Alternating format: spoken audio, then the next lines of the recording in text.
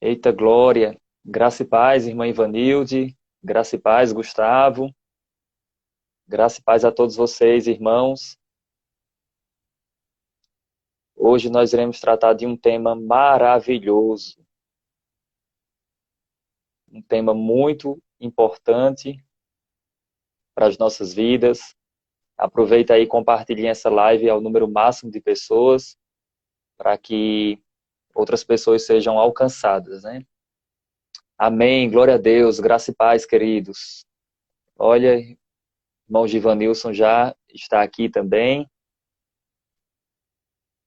Aguardando aí o André Luiz, meu amigo. Opa, glória a Deus. Graça e paz, Givanilson. E aí, grande Saulo? Tudo na bênção, né?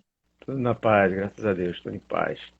Amém, glória a Deus. Então, temos aí pessoas chegando, entrando. Aproveitem, pessoal. Na sua tela tem um aviãozinho aqui, ó, do lado direito na tela. É só você apertar no aviãozinho e você vai compartilhar com os seus amigos. Aí você vai lá, enviar, sai enviando para todo mundo. E depois que você terminar, você aperta em concluir. E então você vai estar compartilhando essa live com outras pessoas também. Eu vou aqui fazer o convite para meu amigo André Luiz também, para participar aqui conosco. Bênção, bênção demais. Glória a Deus. Hoje nós teremos um momento muito edificante, né, para as nossas vidas. Nós iremos falar aí desse tema tão maravilhoso. Olha, a professora Luciana está aqui, ó, Luciana Ramos, está aqui Olha, conosco. professora Luciana. Glória a Deus, uma excelente professora, né? Mulher de Deus, ela ensinou aqui em Arco Verde, Foi minha, prof... ensinou, foi Foi minha sua professora professora, também, isso né? mesmo. Ela ensinou também para os irmãos lá em Paulo Afonso. É uma excelente professora. Estou aguardando o André Luiz, eu fiz o convite aqui para ele. Glória a Deus. Deus é bom o tempo todo. Queridos, hoje nós iremos tratar um tema maravilhoso, viu? Olha, o André está aí com a gente. Glória a Deus, que bênção, bênção pura. Olha aí, Laís Siqueira. Pessoal, compartilhem essa live para o número máximo de pessoas. Oh, glória a Deus. Só aguardando aqui o nosso amigo André. Olha, André está aí com a gente. Bênção demais. Graça e paz, André. Paz, meu irmão, tudo bom? Vocês estão me ouvindo bem? Tudo bem, ouvindo bem, sim. Tudo jóia. Ouvindo sim. Vou Graça e começar a paz, glória a compartilhar Deus. aqui. Vamos lá, eu vou aproveitando aqui, gente, vocês que estão chegando agora também, compartilhem essa live para o número máximo de pessoas. Nós iremos falar sobre esse tema, a igreja e a política. Eu estou aqui com um professor de direito constitucional, estou aqui também com o André, que é bacharel, né, está finalizando aí o seu curso de bacharel em direito, e também nós iremos trazer o aspecto teológico, religioso, cristão, acerca desse tema também. Então, importante e tão relevante, né, no atual momento que nós estamos vivendo. Então, vamos lá, vamos compartilhar. É só apertar aí no aviãozinho e você vai selecionando lá os seus amigos. Se você quiser, você pode enviar para um amigo específico. É só ir aí onde tem o nome pesquisar. Aí você coloca o nome do amigo e então você consegue compartilhar para ele e para outras pessoas também. É bênção demais. Glória a Deus. Glória a Deus. Eu criei bastante expectativas. Eu não sei vocês, mas eu criei bastante expectativas para essa live de hoje. Vamos Também, embora. viu? Mestre André. Glória a Deus. Bênção demais. André está aí compartilhando, que eu já estou vendo, já estou percebendo Tô, aqui. tô aqui concentrado, por isso que eu tô só ouvindo vocês e já tô dando cãibra no dedo aqui, de tanto compartilhar. Isso mesmo. Hoje eu mudei meu cenário, né? Todo mundo acostumado com aquele cenário com os livros aqui. Aí aqui no meu escritório eu tenho como mudar o cenário. Então ficou diferente agora. Eu fui o único diferente dessa vez. Glória a Deus. Bênção pura mesmo. Pessoal, vocês vão Então, compartilhando aí, pessoal. É isso mesmo. Pessoal, muita gente está perguntando, me mandaram mensagem, várias mensagens, se essa live vai ficar salva. Com certeza, queridos, eu vou deixar ela salva aqui no Instagram. Você vai poder assistir quantas vezes você quiser, enviar o link para os seus amigos, caso queiram assistir também. Então, pode ficar tranquilos que a gente vai deixar essa live nós iremos deixar salva, para que outras pessoas também possam aqui consumir esse material também.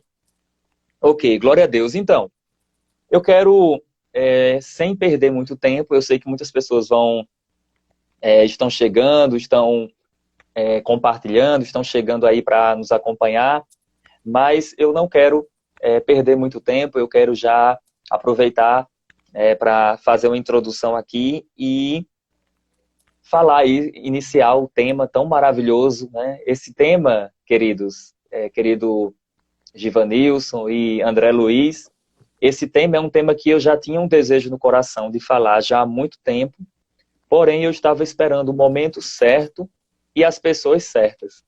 E graças a Deus que nós conseguimos alinhar o nosso coração e as nossas posições acerca desse tema. Eu quero adiantar que nós não iremos fazer nenhuma defesa de política partidária, pelo contrário, nós iremos só trazer uma visão geral sobre esse tema, a igreja e a política, apresentando aí os fundamentos de cada um deles. Glória a Deus. Olha, Miquel Soares está aí também conosco, Maiara Brito, Amém. Glória a Deus, todos os irmãos entrando aí, nós estamos vendo aqui, glória a Deus. Então, eu quero saudar o meu amigo, pregador da palavra do Senhor, mestre das Escrituras, e um homem de Deus que tem avançado no conhecimento da palavra de Deus, Givanilson. Graça e paz, homem de Deus, tudo bem?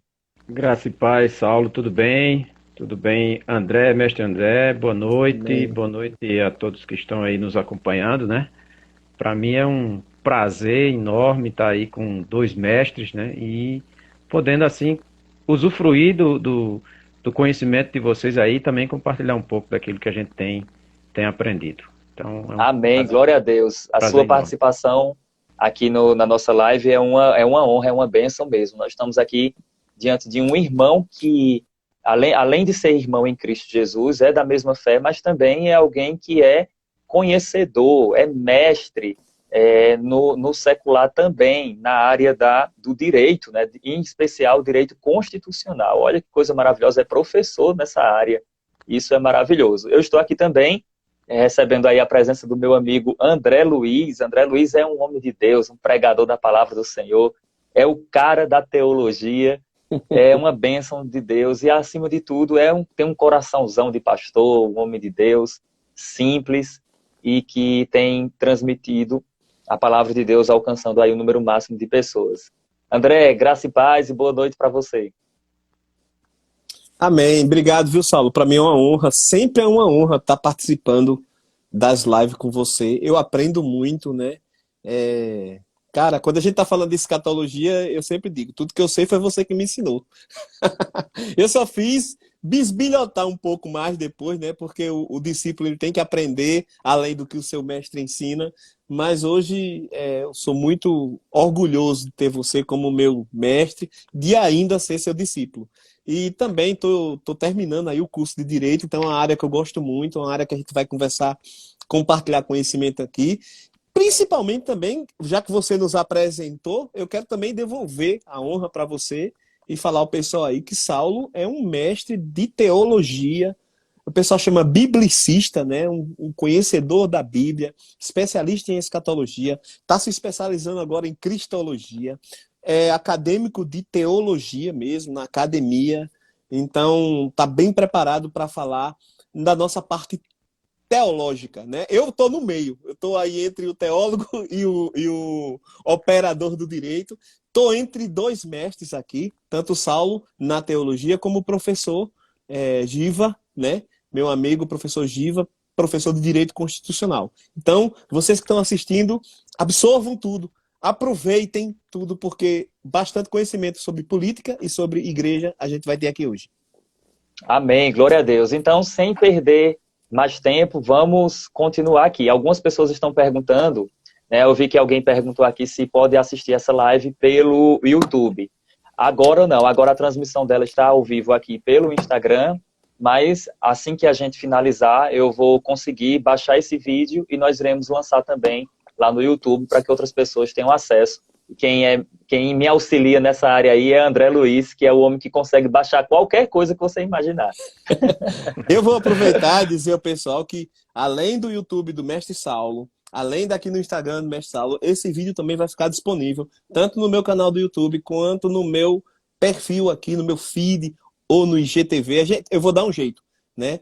Porque no Instagram eu já não consigo, no IGTV, porque Saulo é que é o mestre da live aí. Mas a gente vai publicar no YouTube também, para que a gente possa alcançar o maior número de pessoas. Amém, glória a Deus. Então, vocês estão prontos? Aprendendo aí com vocês aí.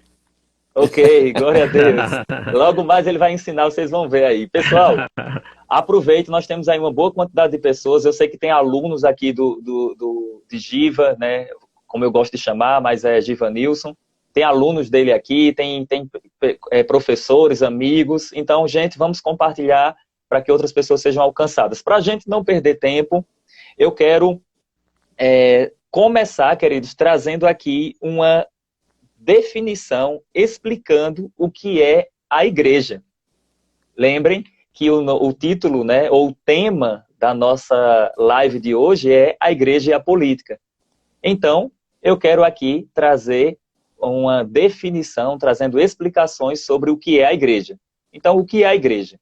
Eu quero dividir a questão da igreja em duas partes. Primeiro, oi. Eu vou colocar o título aí você o tema e você fixa aí. Ok, quando eu iniciei a live, eu coloquei também, ele já está aparecendo aqui, mas eu vou fixar o comentário também. Obrigado, André. Só um momento. Fixar comentário. Ótimo, a igreja e a política. Então vamos lá. O que é a igreja? Eu vou responder para vocês, trazendo aí dois conceitos sobre igreja. O primeiro conceito sobre igreja é que a igreja é o corpo místico ou espiritual do Senhor Jesus Cristo. Então, qualquer pessoa, seja ele de qualquer etnia, qualquer povo, qualquer ser humano, qualquer pessoa que entregou sua vida ao Senhor Jesus Cristo, que reconhece que Jesus é o Senhor e Salvador, que morreu e ressuscitou, segundo as Escrituras, essa pessoa pertence à igreja do Senhor. É membro do corpo de Cristo, é coluna e firmeza da verdade, pertence à comunidade dos santos, aos eleitos de Deus, aos amados e redimidos pelo sangue do Cordeiro.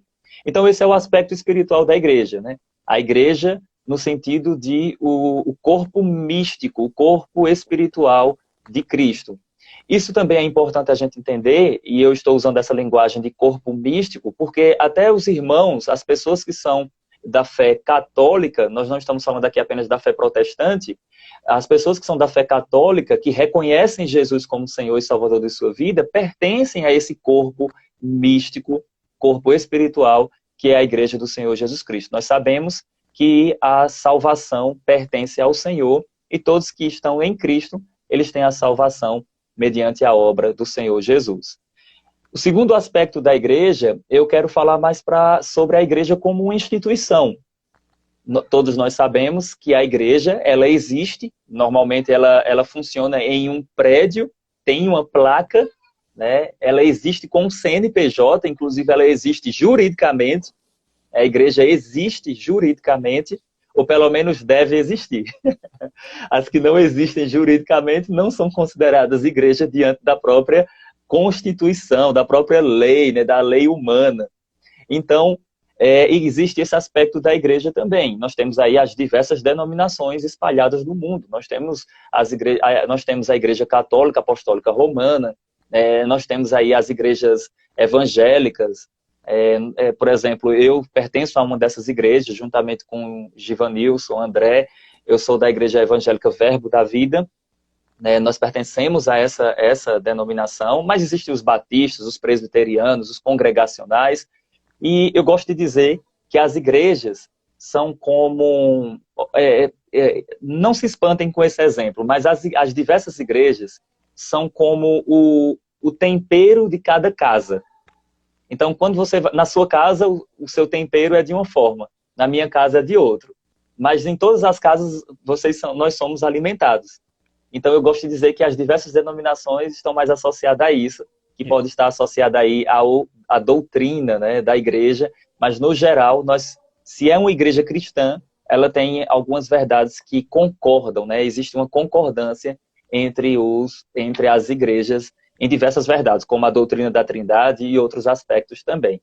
Então, essa é a minha definição sobre a igreja, o corpo espiritual de Cristo, o corpo místico, mas também a instituição, né, onde você pode ver por meio de um prédio, né, tem placas, né, tem nomes, tem representantes, tem toda uma estrutura uma estrutura de governo mesmo em cada igreja local. Isso é bem interessante. Na figura do padre, na figura de um pastor, na figura de um bispo, isso acontece a depender da denominação.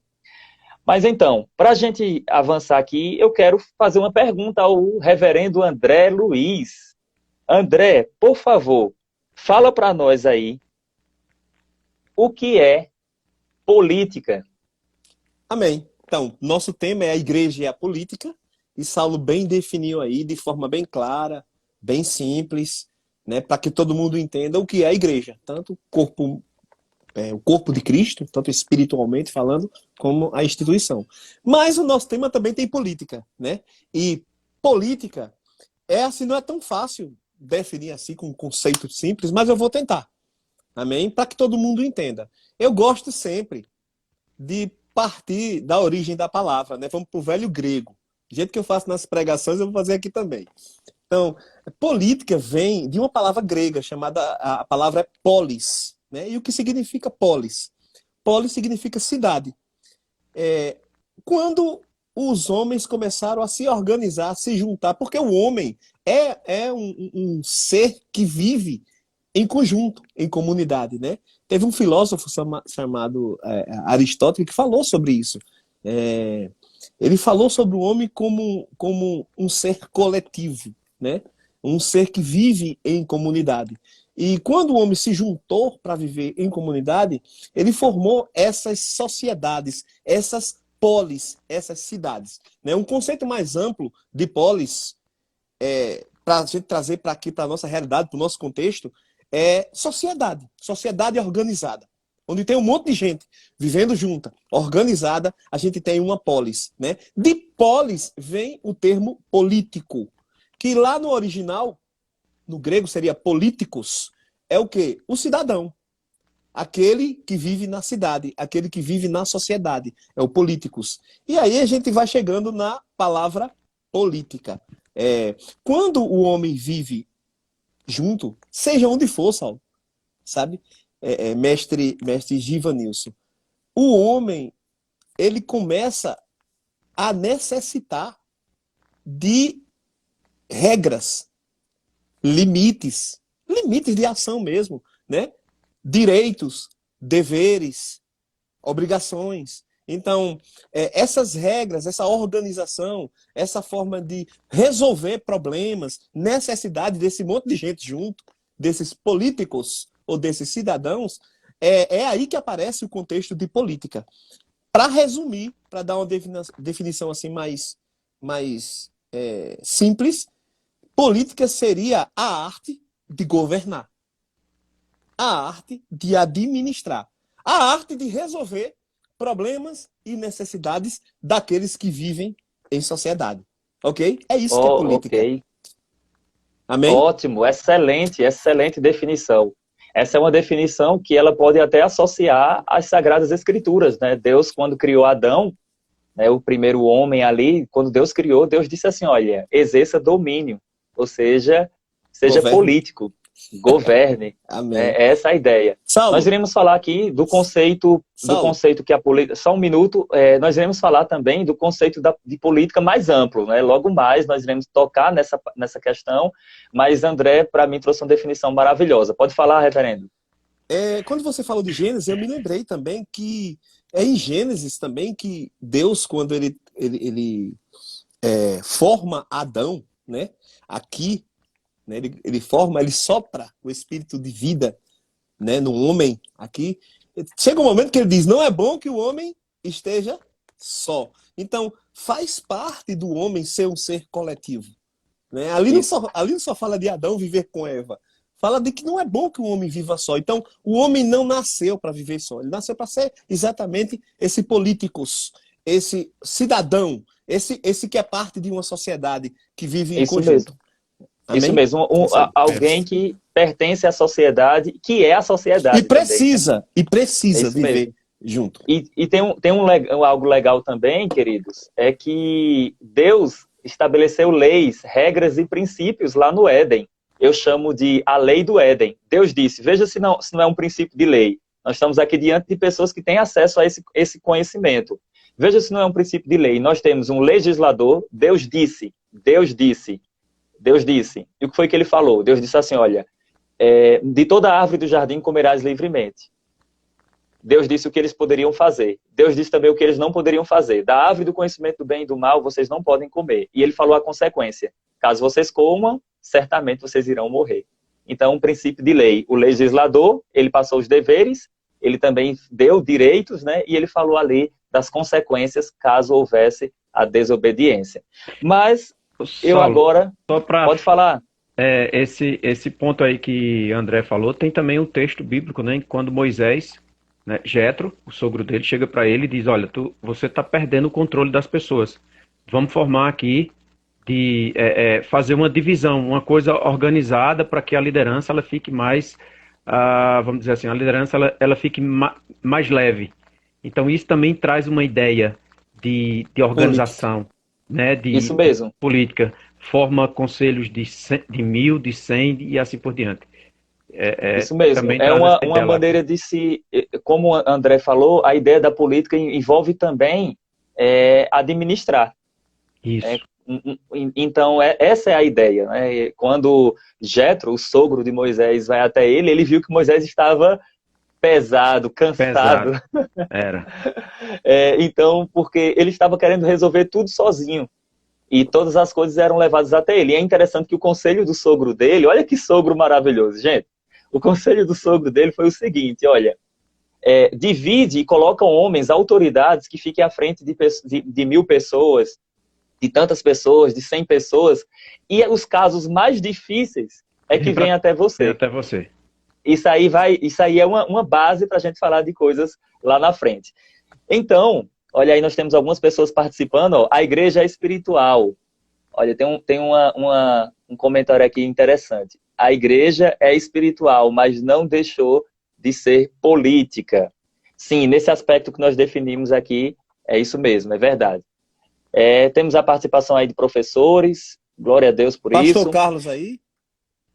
Pastor Carlos, bênção demais mesmo. Então vamos lá, eu quero fazer uma pergunta aqui para o mestre, o professor de Direito Constitucional, o reverendo Givanilson. Olha a pergunta que eu quero fazer para ele, prestem bastante atenção aí.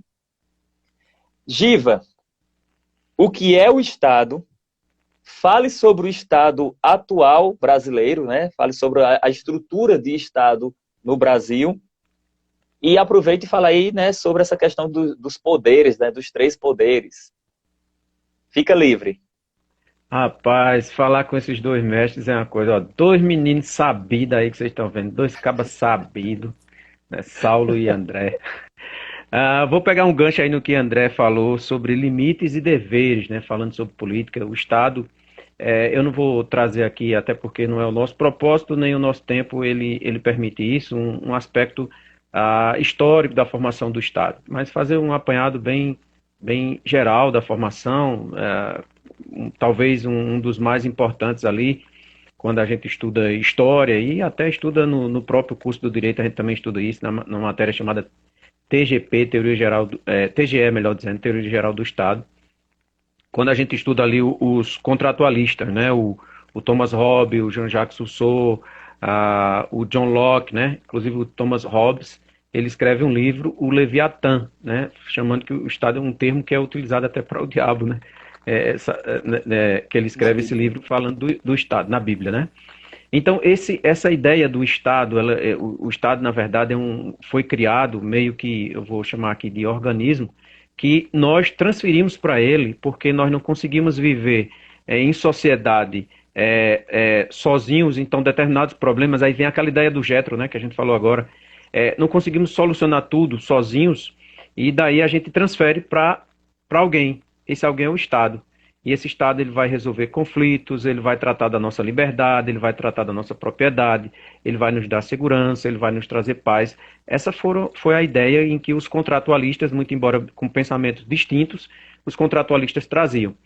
E trazendo para essa ideia do Estado, hoje o Estado brasileiro, eu queria falar do ponto de vista constitucional, o artigo 2º da Constituição fala da separação de poderes. Nós hoje vivemos, o artigo 1º fala que nós vivemos, né, uma república, né, fala lá, República Federativa do Brasil, formada pela União indissolúvel, né, e no artigo 18 complementa, a União, que é o governo federal, estados, DF e municípios formam a República Federativa do Brasil. Todos esses aí é o nosso Estado, que a gente chama, né, o nosso Estado, temos essa federação, né? A nossa forma de Estado é essa federação, que não pode, inclusive, nem se dissolver. Essa proibição na Constituição Federal. Inclusive, elevada a cláusula pétrea, né? A federação é uma cláusula pétrea, ou seja, não pode ser abolida por emenda, não pode sequer ser diminuída, né, pela emenda, está lá no artigo 60, parágrafo 4º da Constituição Federal. E o nosso Estado ele tem, lá no artigo 2º, a ideia da separação de poderes. Fala lá que os poderes são independentes e harmônicos entre si. Essa independência dos poderes, a gente traz lá, volta lá para as ideias, né? As ideias até desses contratualistas também, aquela ideia de romper com o Estado absolutista, aquele Estado que centralizava tudo. Daí nasce essa ideia, o Montesquieu cria essa ideia de que o Estado precisa ter essa separação, né? Essa ideia de que os poderes, melhor dizendo, precisam ter essa separação para que eles não entrem um pelo outro, porque um poder, o Estado, quando ele é governado por um poder apenas, há uma grande tendência à tirania. Então, o nosso Estado brasileiro é um Estado democrático, chama-se Estado Democrático de Direito. Nós somos um Estado democrático, nós primamos pelos ideais democráticos, pela soberania popular, pelo voto popular. Nós temos esses poderes separados que devem agir com harmonia. Tem um sistema que foi criado na ideia da Inglaterra, mas foi aperfeiçoado nos Estados Unidos, que é o sistema, quando ele fala sobre separar os poderes, mas ele diz assim, tem que haver uma comunicação entre eles, que ele chama de sistema de freios e contrapesos. E essa ideia de um sempre estar interferindo no outro, fiscalizando o outro. Por isso que, às vezes, a gente até escuta algumas críticas sobre algum poder, sobre alguma coisa, mas os poderes eles precisam estar nessa harmonia, fiscalizando uns aos outros. Uma CPI, por exemplo, é uma forma uma das essências do poder legislativo. A função essencial do poder legislativo é legislar e fiscalizar. Então, uma CPI é uma fiscalização também. Não vamos entrar aí na questão política, né, que pode haver um debate. Mas tem essa questão política. Não, é uma função que está lá na Constituição. A Constituição fala sobre isso. A Constituição diz, olha, tem que ter esse sistema de freios e contrapesos, esse sistema de uma interferência no outro, para que não haja, de repente, um só governando, um só dominando, e aí tende a tirania. Tanto que nós temos uma frase célebre, né, conhecida do rei Luís XIV, lá antes da eclosão da Revolução Francesa, quando ele diz, o Estado sou eu. O Estado não pode ser uma pessoa, o Estado não pode ser apenas um poder, apenas uma pessoa. Então, no Estado absoluto, ele dominava o poder em cima de uma pessoa. Lá, o Estado absoluto, ele governava, administrava os recursos tributários ele legislava e ele julgava. Vê que coisa perigosa, né? Então hoje nós temos essa separação aí de poderes. Na verdade, o poder é um só, ele é uno, ele é um só. Mas a separação, na verdade, é de funções. Separa-se as funções para que não se concentre em uma só pessoa. E assim, como eu falei já repetidamente, a tendência é de uma tirania quando você deixa tudo centralizado. Então nós temos um Estado democrático de direito, nós temos um Estado federalizado, em que tem separação de poderes, em que os poderes agem de forma independente e harmônica. E isso é fantástico. Isso é talvez... Isso mesmo. Professor, excelente, excelente mesmo. Desculpa aqui interromper. Então, essa separação, então, pelo que a gente tem percebido aí, existe unidade no poder, mas separação nas funções. Isso, correto? É isso mesmo. Então, quais são as funções? Vamos lá. Poder executivo, a função que a gente chama de função precípua, a função principal do poder executivo é administrar. É administrar. Tem função administrativa, tem a função política, tem a função de governo. Essa é a principal função dele. Logicamente, eles têm as suas funções que a gente chama de atípicas, como ele tem hora que ele faz uma função que não é dele, como, por exemplo, promover, criar uma norma, criar alguma coisa que vá regular, uma instrução normativa, alguma coisa que vá regular seus servidores. Então, isso daí não seria uma função típica dele, a gente chama de atípica, mas a função típica do executivo é essa: administrar, cuidar da administração. A função típica do poder legislativo, como eu falei há pouco, é legislar e fiscalizar. Por exemplo, uma CPI, ele está exercendo a sua função típica, ele está legislando, ele está fiscalizando, melhor dizendo. E o judiciário, por sua vez, ele tem também as suas funções típicas, né? A função típica do judiciário é a função jurisdicional, aplicar o direito naquilo que que lhe chega às mãos, né? Dizer o direito, aplicar a jurisdição. Essa é a função precípua do Poder Judiciário, né? Nessa separação de poderes, essas são as funções precípuas. Ok. Então vamos lá. Nós temos aí o Executivo, que é representado pela pessoa do presidente, não é isso? Presidente da República, governadores e prefeitos. Sim, então no caso os líderes principais que formam o Estado, no geral, né? Isso. Então, nós temos o líder da União, né, que, digamos assim, da União, que é quem administra a União, que é o presidente da República, no Poder Executivo Federal. Aí no Poder Executivo Estadual nós temos o governador. No Poder Executivo Municipal nós temos os prefeitos. Pronto, pode indagar, pode. Ok, então nós temos também aí, no caso, no judiciário, é o STF, não é isso? Isso, são os ministros. Aí nós temos a nível de legislativo, nós temos o Legislativo Federal, na pessoa do Congresso Nacional, que é o poder, é o Congresso Nacional. Nós temos um sistema no Brasil chamado de sistema bicameral. Nós temos duas casas. Nós temos a Câmara dos Deputados, que são aqueles que a gente chama de representantes do povo, são os que ingressam por meio dos votos de acordo com o número de habitantes. E nós temos também o Senado Federal, que é o representante dos estados, né, são os senadores. Nós temos 81 senadores, cada estado pode ter até 3 senadores. Temos 26 estados, mais o Distrito Federal, então são 27 vezes 3, 81 senadores, 513 deputados, a nível federal. A nível estadual, nós temos as Assembleias Legislativas, e a nível municipal, nós temos as Câmaras de Vereadores. No Poder Judiciário, nós temos o STF, que é o órgão supremo, ali junto ao CNJ, só que o CNJ não é um órgão jurisdicional, ele não julga. A função do CNJ é apenas atuar na parte administrativa e financeira como controle externo. Foi criado pela emenda 45 de 2004. E o STF a nível federal, e todos os poderes, todos os estados têm os seus poderes judiciários, né? Cada estado tem um tribunal de justiça. E a nível municipal nós não temos poder judiciário. Nós não temos um poder judiciário municipal, por exemplo. Então nós só temos poder judiciário a nível federal e a nível estadual. Ok, eu queria fazer uma pergunta ainda dentro disso. Então, em certa parte, pelo que eu percebi, pode ser que eu esteja errado, em certa parte, um fiscaliza o outro.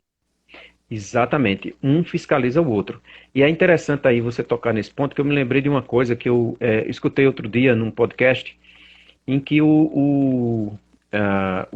inclusive ele é autor de livros, ele questionava, ele falava sobre essa questão de haver essa possibilidade de fiscalização de um poder sobre o outro. Por exemplo, quando o executivo ele faz alguma coisa, ele comete algum erro, aí chega para as mãos do judiciário. Quando, da mesma forma, se o legislativo, o legislativo está atualmente na CPI, aí tem uma crítica, inclusive, né, sobre, principalmente em cima do STF, né, por que os ministros do STF não são julgados? Tem lá a previsão de crime de responsabilidade praticado por ministros do STF. O problema é que ninguém coloca para frente, né, para essa questão da fiscalização.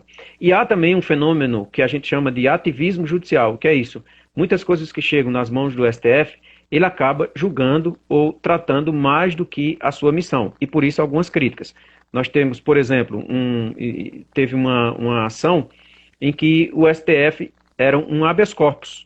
As pessoas pediam a liberdade por um crime de aborto, por exemplo. E nesse crime, nessa possibilidade de liberdade, o STF, além de ter dado a liberdade, ainda disse assim, não, só é considerado crime de aborto agora a partir do 3º mês da gestação. Ou seja, o STF não pode estar legislando nesse sentido. Quem tem que legislar é o Congresso. Então isso é o que a gente chama de ativismo judicial. Ele deveria, na verdade, estar sendo submetido ao que se chama de minimalismo judicial, que é julgar apenas aquilo que chegou. O que era que tinha para ele? Julgar apenas o pedido de liberdade.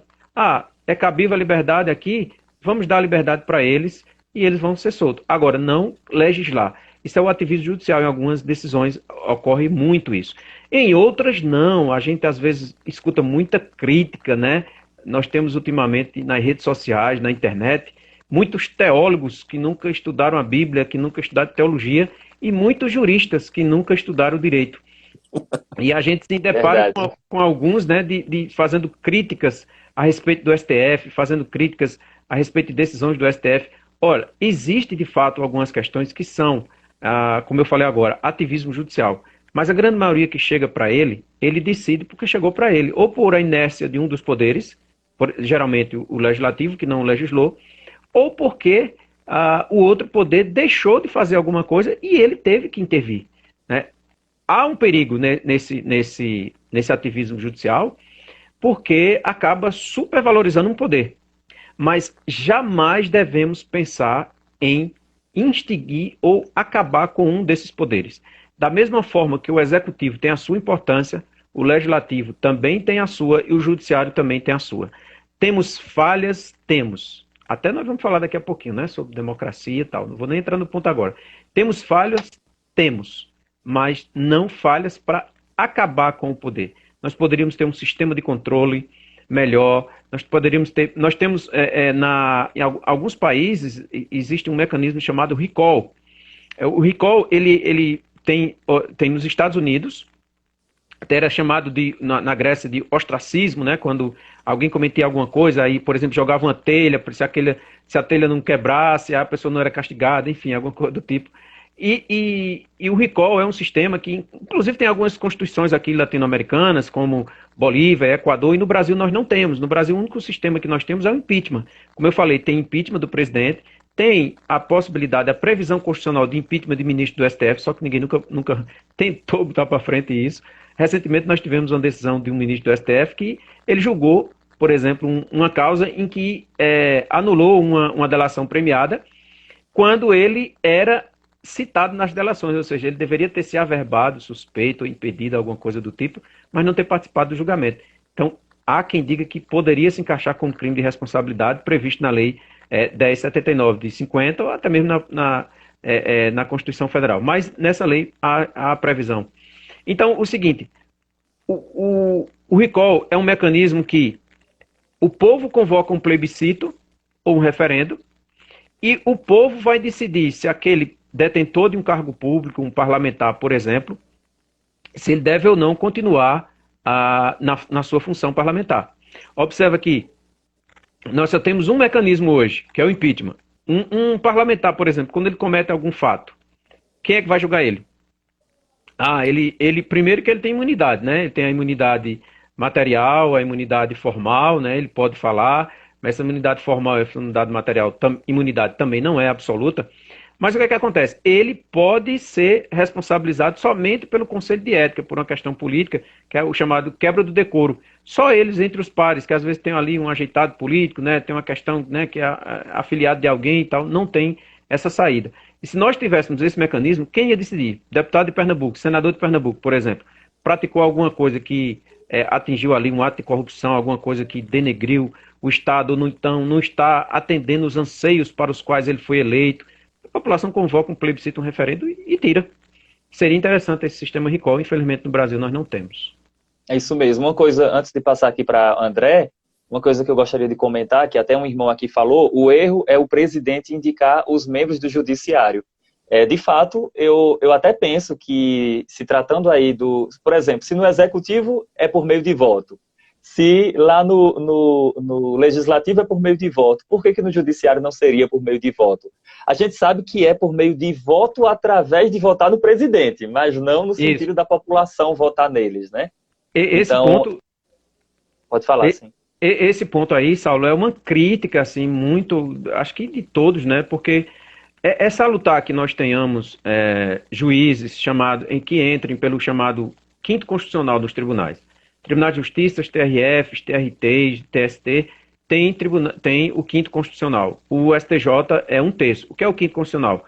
Advogados e membros do Ministério Público podem entrar. Uma lista sextupla, depois vai para o governador escolhe numa lista tríplice. Mas o que é que acontece no STF? O STF é o seguinte, você ser ministro do STF, basta você ter notável saber jurídico, não precisa ser bacharel em direito, notável saber jurídico, tem 35 e 65 anos de idade. Só é uma indicação puramente política. Então não tem assim Nós temos bons ministros? Temos excelentes ministros. Nós temos Luiz Roberto Barroso, excelente ministro constitucionalista, o Alexandre de Moraes, o Fux, né, o Fachin, temos excelentes ministros, mas o grande problema que as pessoas criticam é essa forma de ascensão dele, de entrada dele, do ingresso deles. Seria talvez uma forma da Constituição ser reformada nesse sentido, para que tivéssemos ministros escolhidos talvez por essa lista sêxtupla, né, dos próprios desembargadores. Quando fosse dos advogados, que escolhesse dos advogados, talvez um mandato para eles. Por exemplo, o ministro entra com 35 anos, pode sair com 75 se ele quiser. Ele passa 40 anos lá no STF. Ele poderia ter um mandato de 10, de 15, sei lá, isso por aí. Mesmo, seria uma outra opção, né? Seria uma outra alternativa para que você não tivesse tantas. Ou então as categorias escolhessem os três, o presidente dos três escolhesse um. Pelo menos a gente sabe que foi a categoria que escolheu, né? Ou os advogados, ou mesmo do Ministério Público, ou até mesmo desembargadores de tribunais. Enfim, fosse o ministro do próprio STJ. Fosse uma escolha definida, uma escolha que tivesse mais uma democracia. Se não a democracia direta, feita por nós, mas pelo menos entre os pares. Essa é uma das grandes críticas da entrada de ministro no STF. É isso mesmo. André, você pode falar, André. Eu queria aproveitar, né, o professor e fazer uma pergunta. Eu sei que ele vai responder objetivamente, bem simples. Então, nós temos 3 poderes, né? E esses poderes, eles governam o nosso país. Aí eu queria perguntar, quem existe? Nós temos um líder supremo, ou o presidente, o líder do executivo, ele é um pouquinho maior. Eu costumo ouvir essas perguntas na teologia, Saulo, com a Trindade, né? O pessoal tem com a Trindade, quem é o maior dos três? O pai é maior do que o Filho e o Espírito Santo. Eu vou fazer a mesma pergunta agora na questão do direito constitucional.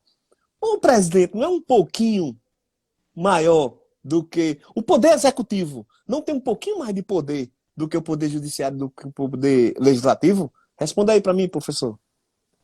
André, isso é interessante porque às vezes nós temos um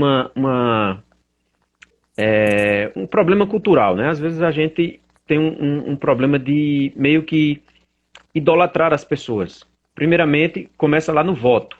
A gente não vota em propostas, em ideias. A gente vota em pessoas.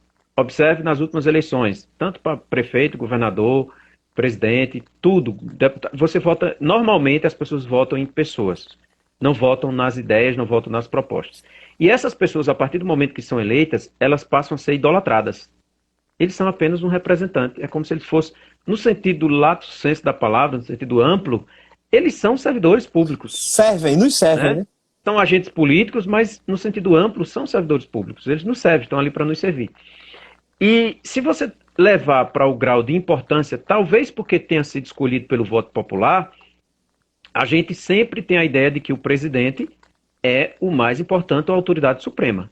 De acordo com a Constituição, não é. Todos os 3 poderes são importantes. Da mesma forma que o executivo é importante, assim também é o legislativo, assim também é o judiciário, como eu falei agora há pouco. Nós temos 3 poderes. Nessa ideia de separação, que é uma ideia exatamente para que a gente não pense de que vai haver alguém que vai dominar, então por isso que essas funções são divididas, mas não temos uma autoridade suprema. Romanos, capítulo 13, salvo engano, diz que a gente deve dar honra a quem honra. E orar pelas autoridades, né, respeitar as autoridades, enfim. Todos são autoridades. O prefeito, o governador, o presidente, o ministro do STF, o juiz, né, os membros dos parlamentares, senador, né? os senadores, os deputados, todos têm a sua importância. O vereador, todos são autoridades, todos têm o seu grau de importância e por eles nós devemos orar. Né? Não é que exista um que é a autoridade suprema, não. No executivo nós temos o presidente da República, mas nós temos os ministros do STF também que são importantes para a nação, que decidem coisas que são importantes para nós. Nós temos os ministros, melhor dizendo, os parlamentares no Congresso Nacional. Então não tem essa ideia de que tem uma autoridade suprema não, os 3 poderes eles são importantes e não apenas um poder. Os 3 são importantes. Amém. Excelente. Eu quero fazer uma pergunta aqui para o reverendo André, mas eu só gostaria de fazer um comentário. E eu creio que seja assim. Se eu estiver errado, você pode me corrigir aqui. Mas, pelo que eu percebi, por exemplo, do STF, são 11 ministros, não é isso? Isso, 11 ministros. 11 ministros. Às vezes, a decisão de um ministro ali, ela é criticada, rejeitada, até pelos demais ministros. Então, em certa parte, o próprio STF fiscaliza o STF. Isso. Porque, por exemplo, eu já vi, né, no nosso cenário, eu já vi decisões de um só ministro em um dia, quando foi no outro dia, os outros derrubaram aquela decisão dele. Exatamente. Porque, assim, essa é a chamada decisão monocrática, né? A decisão de um membro só. Depois, existem ações que ele pode decidir de forma monocrática e depois vai para a decisão do colegiado, que é a decisão ou do plenário ou da própria turma que eles têm, né? Divisão em turmas. Salvo engano, são 3 turmas que eles têm. E essa decisão monocrática, às vezes, equivocadamente, ele pode dar, ou no entendimento dele, ele deu uma decisão que era cabível naquele ato ali.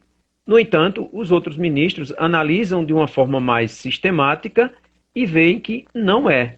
Então, por isso que a decisão tem decisões que são modificadas. Às vezes, ocorreu um caso, né, que o ministro Marco Aurélio Mello soltou uma determinada pessoa e num pedido lá de liberdade, e o presidente depois cassou a decisão dele, depois o colegiado votou cassando a decisão.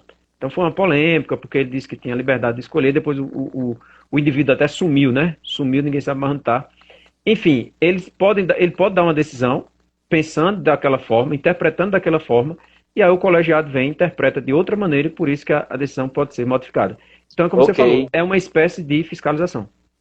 Em certa parte, isso traz segurança para nós. Isso, porque, a segurança jurídica. Exatamente, traz segurança para nós. É por essa razão que eu concordo plenamente que nós não devemos querer o fim de nenhum dos poderes, porque se eu defendo o fim de algum dos poderes, acaba-se com o Estado, acaba-se com a democracia. Exatamente. Então, isso é muito interessante. Eu quero perguntar aqui para o meu amigo André Luiz. André, por favor, tem como você falar para nós sobre o que é democracia? Democracia. Legal. A gente está falando em política, a gente tem que falar de democracia. A gente está falando de Estado democrático de direito, né? A gente tem que falar de democracia. E eu vou fazer do mesmo jeito. Voltou o professor. Professor de grego. Democracia também é uma palavra que vem do grego, Saulo. E é interessante, né?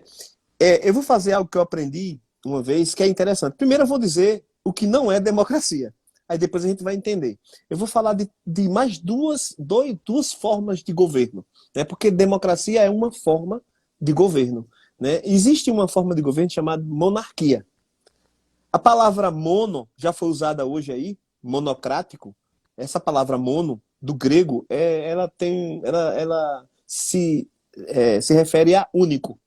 Único. Mono, único. Então, na monarquia, nesse tipo de governo monarquia, um rei, um único líder, governa, né? Isso é um tipo de governo diferente de democracia. A gente vai chegar lá em democracia já já. Tem outro tipo que é bem interessante também, que é aristocracia. Também do grego, aristos, significa excelente, melhor, né? E cracia vem de kratos, né? O kraten, dependendo lá da forma do grego, essa palavra significa governo. Então, aristocracia, governo dos melhores. Significa, dentre o povo, alguns governam por causa do seu poder aquisitivo. Então, você tem uma aristocracia. O povo é governado pelos aristocratas, certo? Também não é democracia. E a gente vai entender agora a democracia. Democracia vem da palavra demos, né? E eu queria já alertar o povo que não é demo de demônio. Por favor. Não pense que democracia é coisa do demônio. Porque demos no grego significa povo. Demos no grego significa povo, né? Então, não é o governo demoníaco. Porque há quem pense nisso, viu? Há quem pense nisso. É totalmente equivocado, mas há quem pense nisso. Não é um governo demoníaco, é demo de povo. E cracia de governo. Então, o governo do povo. Olha só que legal. Democracia, o governo do povo. Eu acredito que foi Abraham Lincoln, um grande presidente americano, que deu... O professor pode me corrigir depois se não foi Abraham Lincoln, mas me lembrei disso agora, que ele disse que democracia é o governo do povo, pelo povo e para o povo. Eu não sei se é dele essa frase, mas eu sei que algum canto eu li que ele citou isso. O governo do povo, pelo povo e para o povo. E eu acho que isso resume o que é democracia, né? É quando o governo é do povo, pelo povo e para o povo. Agora, no Brasil, é o povo que governa? Aí vão dizer, não. Por quê? Porque a democracia também, ela pode ser, esse tipo de governo, ele pode ser representativo. Porque isso é muito fácil quando você tem pouca gente. Mas quando você tem muita gente, não tem como o povo todo resolver os problemas e as necessidades do povo. Então, eles, de forma democrática, eles escolhem entre eles os representantes. Dessa forma, nós temos hoje no Brasil, como o professor falou, um Estado democrático de direito, e nós somos governados pelo povo. Não diretamente, mas nós somos governados por aqueles que nós elegemos. Então, as decisões que são tomadas lá são decisões do povo, de forma indireta, mas é uma democracia, né? Inclusive, quando o presidente escolhe alguém do STF, é uma escolha do povo, né? O presidente foi eleito pelo povo. Então, democracia, resumindo, é o governo do povo, pelo povo e para o povo. Tem uma coisa assim que é importante a gente entender da democracia, é que a democracia, aí o professor vai falar sobre isso muito melhor do que eu, a democracia ela tem princípios basilares, eu podia chamar eu vou chamar de princípios basilares mesmo. Faltou a palavra agora. Pilares, pronto, a palavra é essa. Tem pilares, né? Um dos pilares da democracia, eu entendo, é a questão da maioria, certo? Um princípio da maioria. É aquele negócio, eu tenho algo para decidir aqui, vota eu, vota Saulo, o mestre Saulo e o professor Joanilson. A maioria vence, né? Então tem esse princípio, tem esse pilar. Tem outra coisa, tem outro princípio, outro pilar, que é igualdade, né? O governo é do povo, pelo povo e para o povo. Então, não vai ser democracia se você tiver um governo que só pensa numa classe, que só pensa numa parte, que só governa para um tipo de gente, só governa para uma visão, só governa para como é que eu posso dizer, com um pensamento. Não, a democracia é o governo do povo, pelo povo e para o povo. Então, tem essa questão da igualdade também. E tem também outro princípio que é importantíssimo, é um pilar, talvez o maior deles, que é a liberdade. Esse é um pilar importante da democracia, né? E aí é onde entra algo muito falado. Ultimamente é muito falado e a gente tem que entender isso também, que é a liberdade de expressão. Por exemplo, é um princípio, é um pilar da democracia. Então, fechando aqui minha resposta, democracia é uma forma de governo, demo, povo, kratia ou cracia, kratos, é governo, então, governo do povo. Democracia é o governo do povo, pelo povo e para o povo. É isso aí, Saulo. Ok, excelente, André. Muito obrigado mesmo. Nós estamos caminhando aí. Nós iremos agilizar mais um pouco aqui por causa do nosso horário, mas eu creio que nós estamos sendo edificados, né? Eu vi aqui alguns comentários, eu achei excelente. Inclusive, eu quero citar esse comentário aqui, que foi uma pergunta de Evandro, um amigo nosso, e eu achei interessante a gente apresentar essa pergunta aqui, e eu vou perguntar ao Giva e em seguida a gente avança aqui. É verdade que, ele colocou assim, é verdade que os poderes do presidente foram limitados por conta de um dispositivo legal votado no Congresso? É verdade ou é fake? Não, fake, limitado. Fake news. Limitado não, veja, há uma interpretação, principalmente, eu vou citar que talvez tenha sido isso que ele perguntou. Quando a pandemia se instalou, foi logo antes da pandemia, em 6 de fevereiro, foi estabelecida uma lei, 13.979, que regulou essa questão de Covid. E depois o STF deu uma decisão, porque havia uma dúvida sobre a questão da participação do governo federal e do Estado. Ocorre que o artigo 23 da Constituição Federal, no inciso, salvo engano, no inciso 2 ou no inciso 3, não lembro certo agora, mas artigo 23, fala que a competência material, ou seja, é uma competência cuidar, é uma competência, essa competência, quando a gente chama de competência, é a mesma coisa que a responsabilidade. Competência cuidar da saúde é da União, dos Estados, do DF, dos municípios. Então, se é da União, dos Estados, do DF, dos municípios, então todos têm responsabilidade de cuidar da saúde. Depois, no artigo 24, fala que a União vai ser responsável para legislar, criar leis sobre normas gerais. E sobre saúde, por exemplo, a União já tinha criado uma norma geral, que era a Lei 13.979. Depois houve um ato-celeuma, houve uma dúvida, chegou no STF, o STF disse, não, a União ela cuidou, ela criou a Lei 13.979.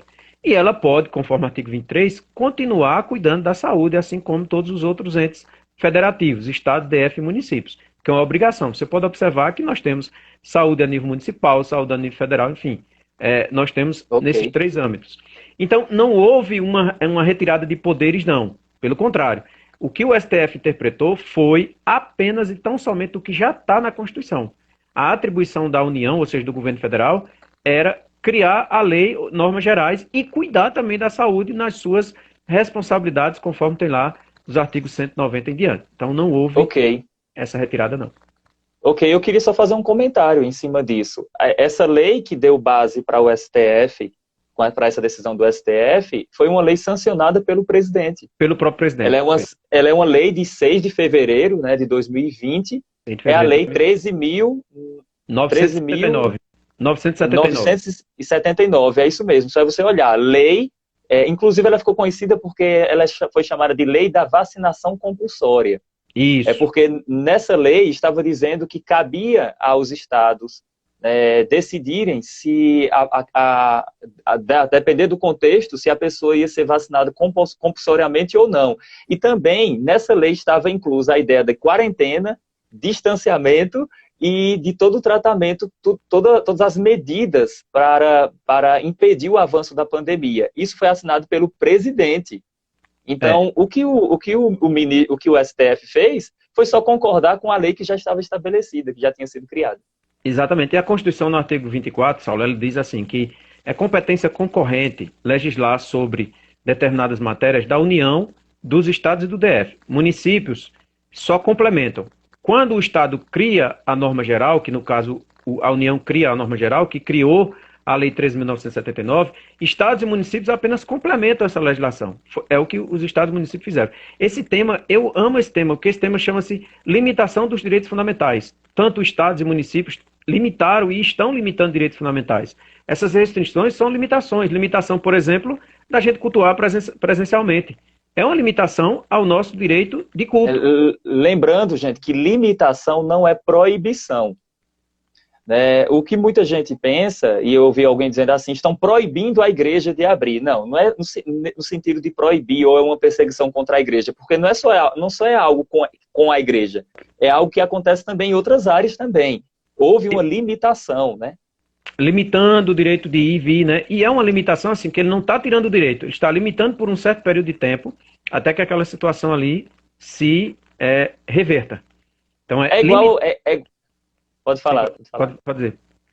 É igual o pessoal lá no presídio, né? Eles têm direito à liberdade, mas eles cometeram um crime e são presos. Exatamente. A liberdade deles está limitada. O direito fundamental à liberdade foi limitada porque eles fizeram algo. No caso nosso, nós não fizemos. É um inimigo oculto aos olhos humanos, mas para que ele não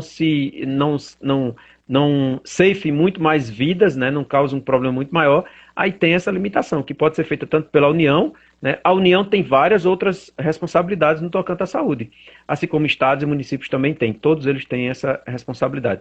Essa limitação de direitos fundamentais é um tema fantástico, isso daria só uma live, só isso aí. É verdade mesmo. Mas então, para a gente avançar aqui, nós teremos algumas aplicações pastorais também aqui, algumas nós devemos tocar mais a fundo agora, logo mais na questão relacionada à igreja também, e à missão da igreja, né, o papel da igreja, o papel do Estado também, o papel da política, né, nós iremos abordar sobre isso. Mas antes, um assunto muito importante até para o contexto cristão. Eu gostaria que o professor Givanilson, falasse para nós um pouco sobre o que é liberdade de expressão.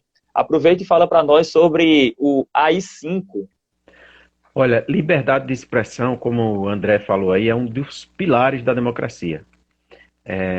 Nós chamamos de direito fundamental, né? A liberdade de expressão, o artigo 5º diz que é livre a manifestação do pensamento, vedado apenas o anonimato. Você não pode se falar no anonimato, mas é livre a manifestação. É um dos pilares de um Estado democrático, né? Um dos pilares da democracia.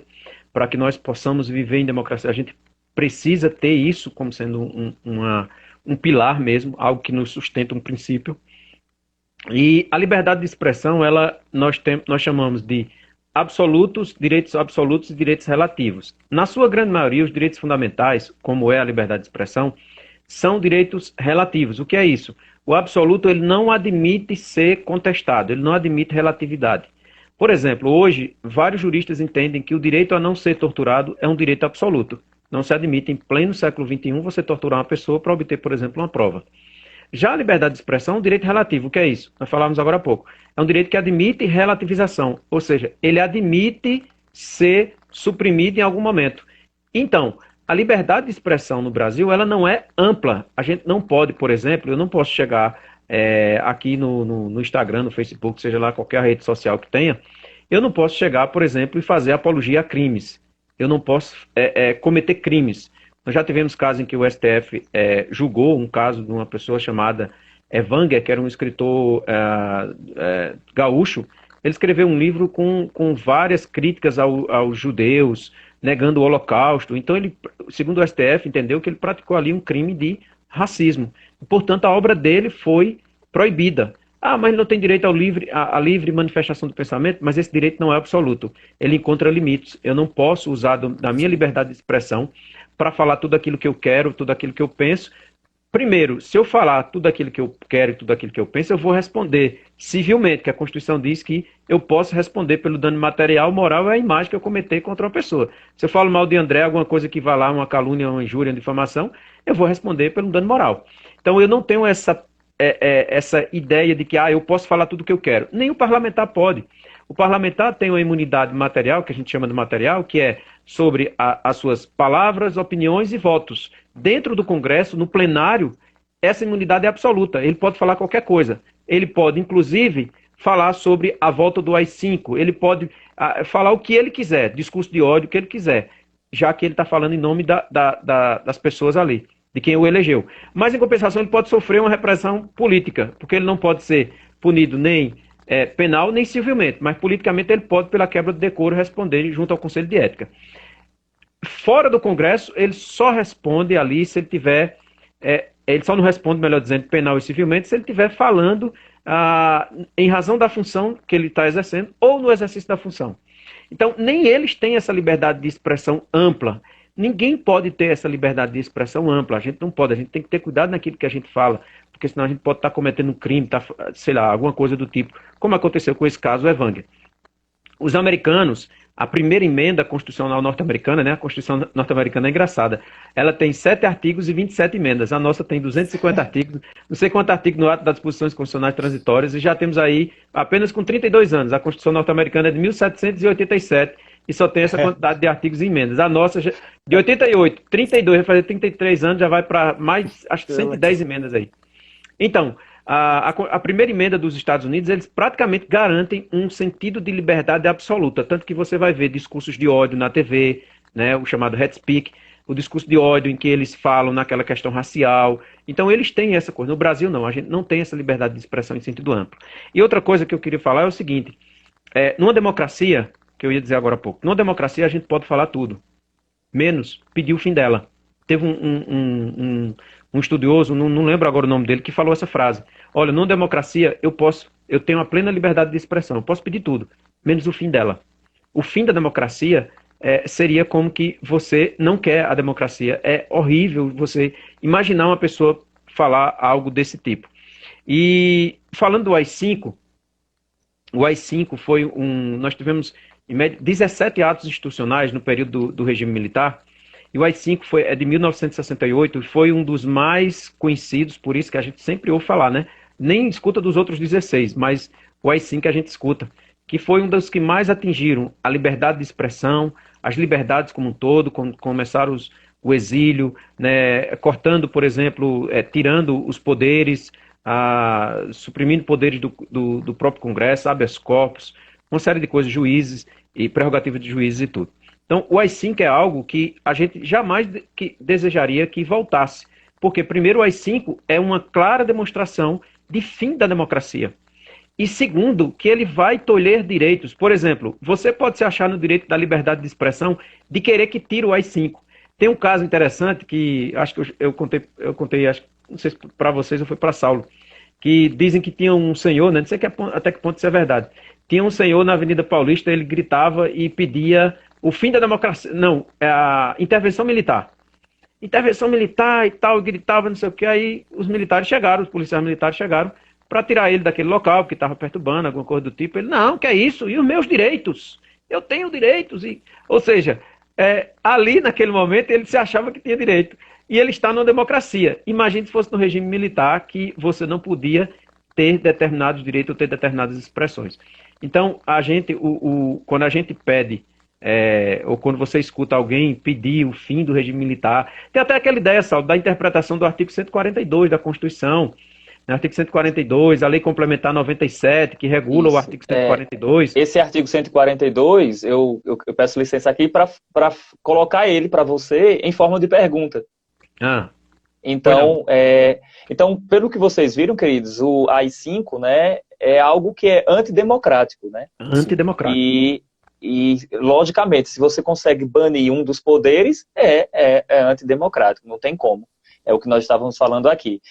A minha pergunta é a seguinte: existe, com base no artigo 142, existe intervenção militar com o executivo no poder? De forma alguma. Primeiro que o artigo 142, alguns criaram a ideia de que o artigo 142 dava às forças militares, a Exército, Marinha e Aeronáutica, a ideia de que eles seriam um poder moderador.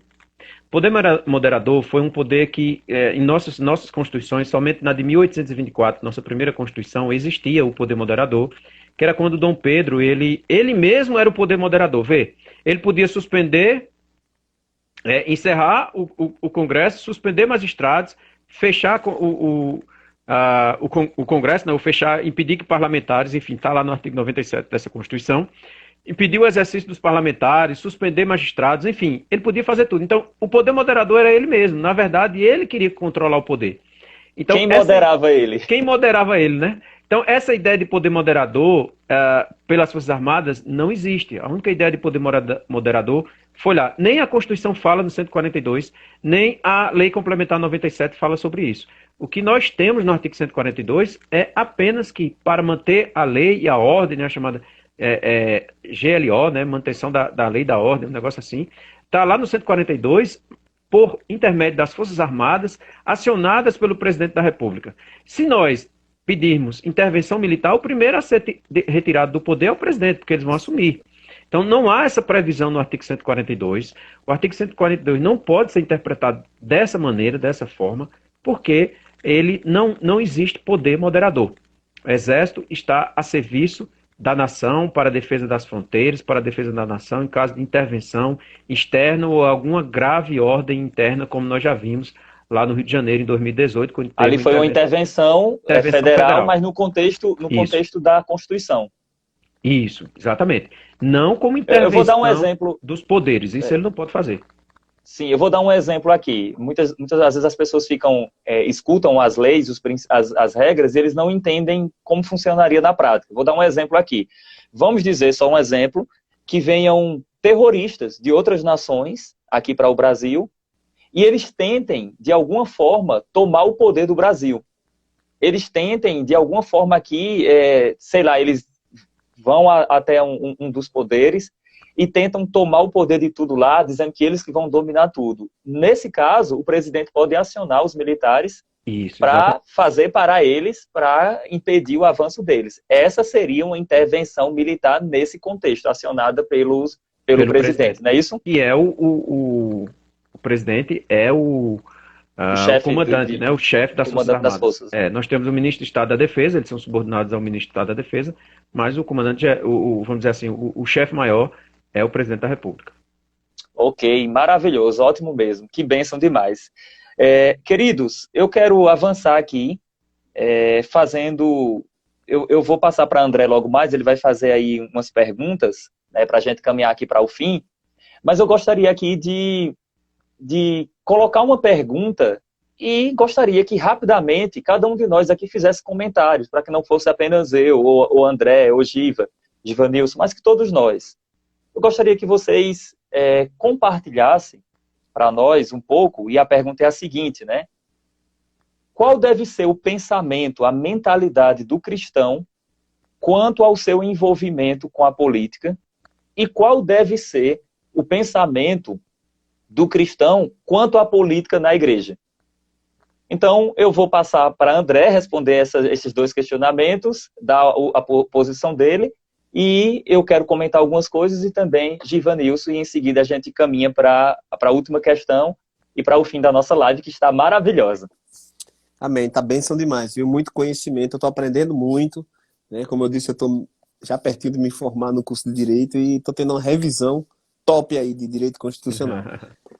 Vamos lá.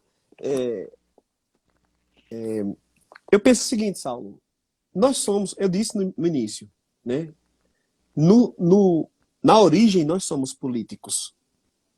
Nós somos cidadãos de uma sociedade, nós somos cidadãos de uma polis, nós somos políticos, né? Eu lembro até que lá na Grécia, aquele que não era politizado era chamado de idiota, né? Não é, professor?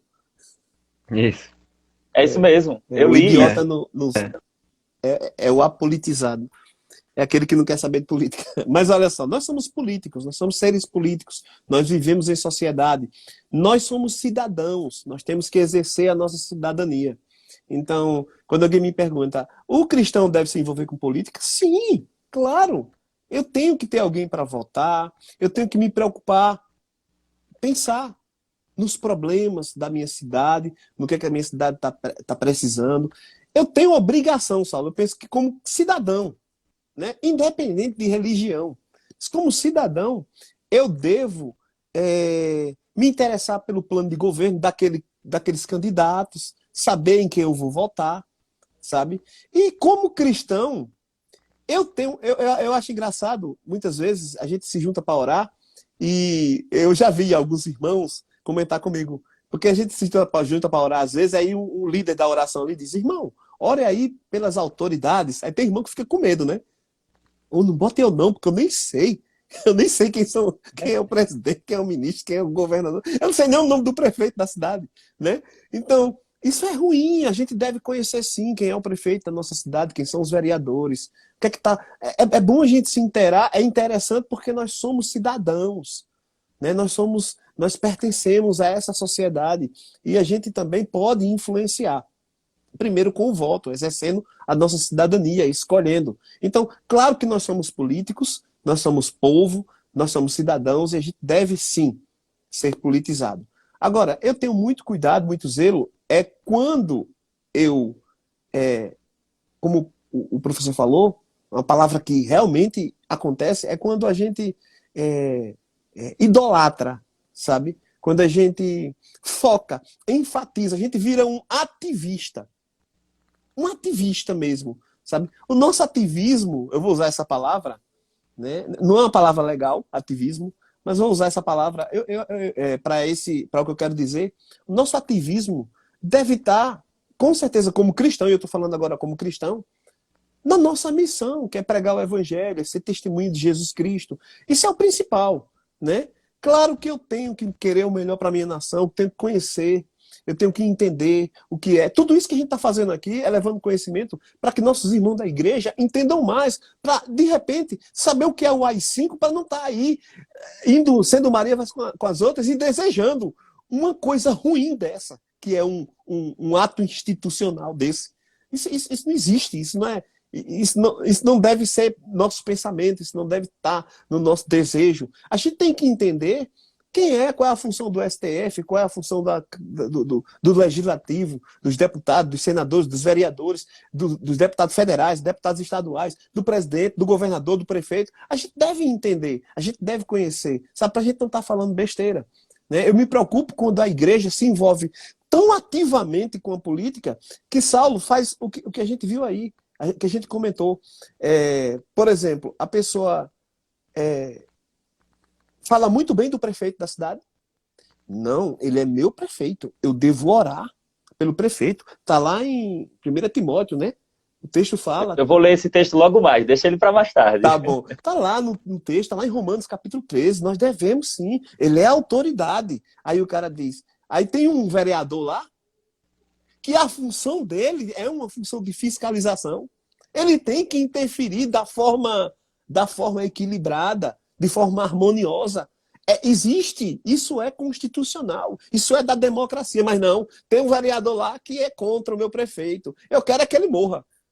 Então, Senhor, eu oro só por esses e esse aqui morra. Eu oro pelo prefeito e que o vereador morra, sabe? Ai, meu Deus do céu. Isso é macumba, rapaz.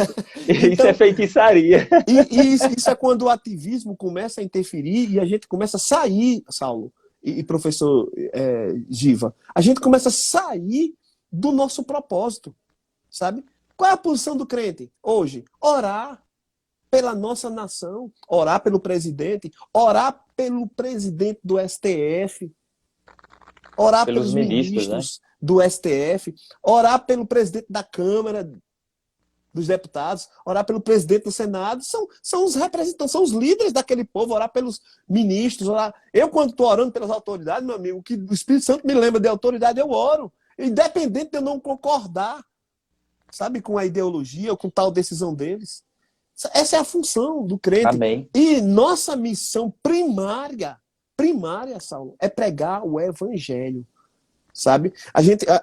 Eu lembro, e eu vou finalizar com isso, eu lembro que o próprio Jesus Cristo, ele foi provocado, Saulo. Está lá em Lucas, eu não lembro agora o texto, mas Saulo lembrar, depois me ajuda aí. Quando foi perguntado sobre a questão dos impostos. Todo mundo conhece esse texto, quem é crente, quem não é, conhece. Jesus mandou pegar a moeda, traga aí essa vou chamar de moeda, e ele, qual é a figura que está aí? Qual é a imagem que está aí? É de César. Então, dá a César o que é de César e a Deus o que é de Deus. Sabe o que Jesus fez aí? Na minha concepção, Saulo, ele diferenciou. Existe o que é de Deus, existe o que é de César. Agora, a igreja não pode se eximir, sabe, de obedecer às leis, de obedecer à Constituição, sabe? A igreja também, o crente, o cristão, ele também é um cidadão, sabe? Então, ele não pode confundir a coisa, da mesma forma que o Estado. Eu não posso desejar, isso é infantil, eu desejar um presidente que bota todo mundo para ser crente. Não, o presidente... Exatamente. Democracia, Ou um presidente que governe só para os crentes. é isso que... Democracia, a gente viu, é o governo do povo, pelo povo e para o povo, né? Nem todos são cristãos. E o presidente, ele tem que governar para os cristãos, para os espíritas, para os umbandistas, seja o que Isso mesmo, for. para os católicos, para todos, os Para ateus, para todos. todos. E a gente não pode imaginar e sonhar, dizer assim, a igreja, né, na política, o presidente para a igreja, é o presidente da igreja, pela igreja e para a igreja. Né? Mudou o conceito de democracia. Não é do povo, pelo povo, para o povo. É da igreja, pela igreja. Não, não. A gente deve orar para que seja um governo abençoado, para que o governo não atrapalhe a nossa Amém. missão, que é evangelizar. Mas a gente tem que entender as coisas. A gente não pode ser ativista ao ponto de idolatrar e de esquecer do nosso foco e entender que esse mundo é governado por homens. E tem outra coisa, né? Falando um pouquinho de escatologia, a gente tem que entender que a nossa esperança está em Cristo. Sabe, Amém. eu vou ficar Amém. frustrado se eu colocar minha esperança no governante, no meu prefeito, no meu governador do estado, no meu presidente. Eu posso ser frustrado. A minha esperança é a vinda do meu Senhor Jesus Cristo. Ele sim vai estabelecer um governo perfeito aqui nessa terra, em breve. E é esse o meu foco. É esse o meu foco. Eu não estou desfocando da política, não. Eu tenho, sim, responsabilidades. Amém. Eu tenho que ter equilíbrio, eu tenho que votar, eu tenho que conhecer, eu tenho que estudar, mas eu tenho que entender que eu não posso ser ativista a ponto de isso atrapalhar, isso interferir, isso tirar o foco da minha missão, né?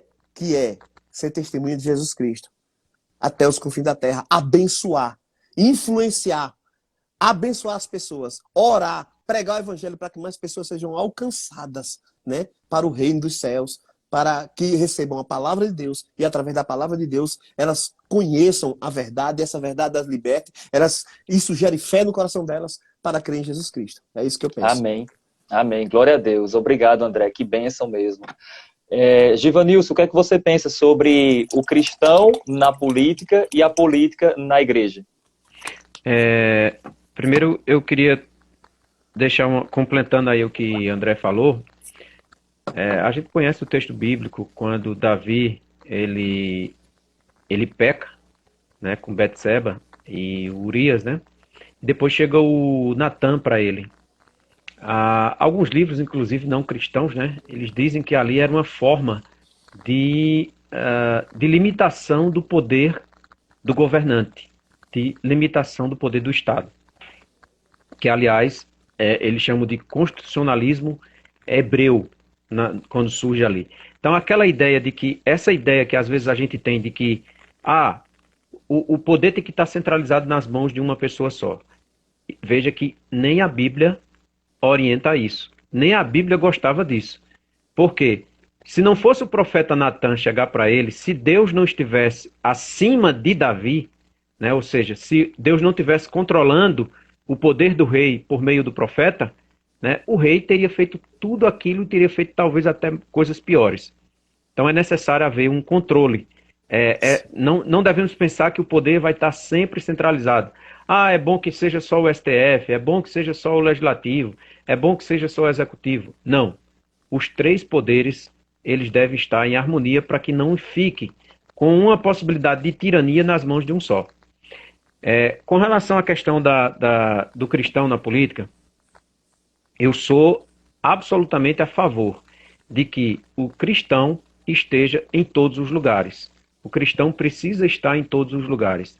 Né? A ideia que alguém colocou aí dos greco-romanos, da ideia do eclésia, chamados para fora, essa é a ideia. Chamados para fora em todos os sentidos. De estar ali influenciando uma cultura, seja no judiciário, seja no legislativo, seja no Congresso, seja no executivo, em qualquer área, em qualquer parte, na administração direta, indireta, enfim, sou a favor. O que é interessante é que a gente tem que ter a consciência de que, como o André falava de democracia, o governante, nós temos um exemplo aqui, não sei se a professora Luciana está ainda aí, que ela é de lá, inclusive de Olinda. Nós temos um prefeito que é cristão evangélico, o prefeito Lupécio de Olinda, cristão evangélico. E você vê, o prefeito Lupécio não deixou de fazer o carnaval.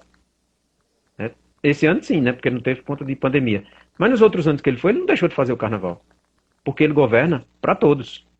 Essa é a forma de governar. Esse é o ponto interessante. Mas existem valores que ele precisa defender, valores bíblicos, como, por exemplo, não se vender, não se corromper, aplicar padrões bíblicos na sua administração, uma liderança justa, uma liderança que seja diferenciada, que não seja um déspota, ou seja, padrões e princípios bíblicos na sua administração, mas sabendo que ele vai governar para cristãos e não cristãos, evangélicos e não evangélicos. Ele tem que saber disso. O que eu não sou a favor é da política partidária dentro das igrejas. Quando você passa a defender a política partidária, as ideologias partidárias, isso eu não sou a favor. Você passa a defender, por exemplo, uma ideologia X, ou é direita, é esquerda, não sei o que, é isso, é fulano, é beltrano. Não, isso é perigoso. Quando a gente passa a defender isso. Agora, o fato da gente querer ou se envolver, porque eu conheço cristãos que são bons políticos, esse como exemplo que eu citei agora, né? Nós temos cristãos, nós temos um irmão nosso da nossa igreja que é político lá em Tupanatinga, que é vereador. Ele está aqui com a gente, ele está aqui acompanhando. Pronto. O Wellington. Luiz Wellington.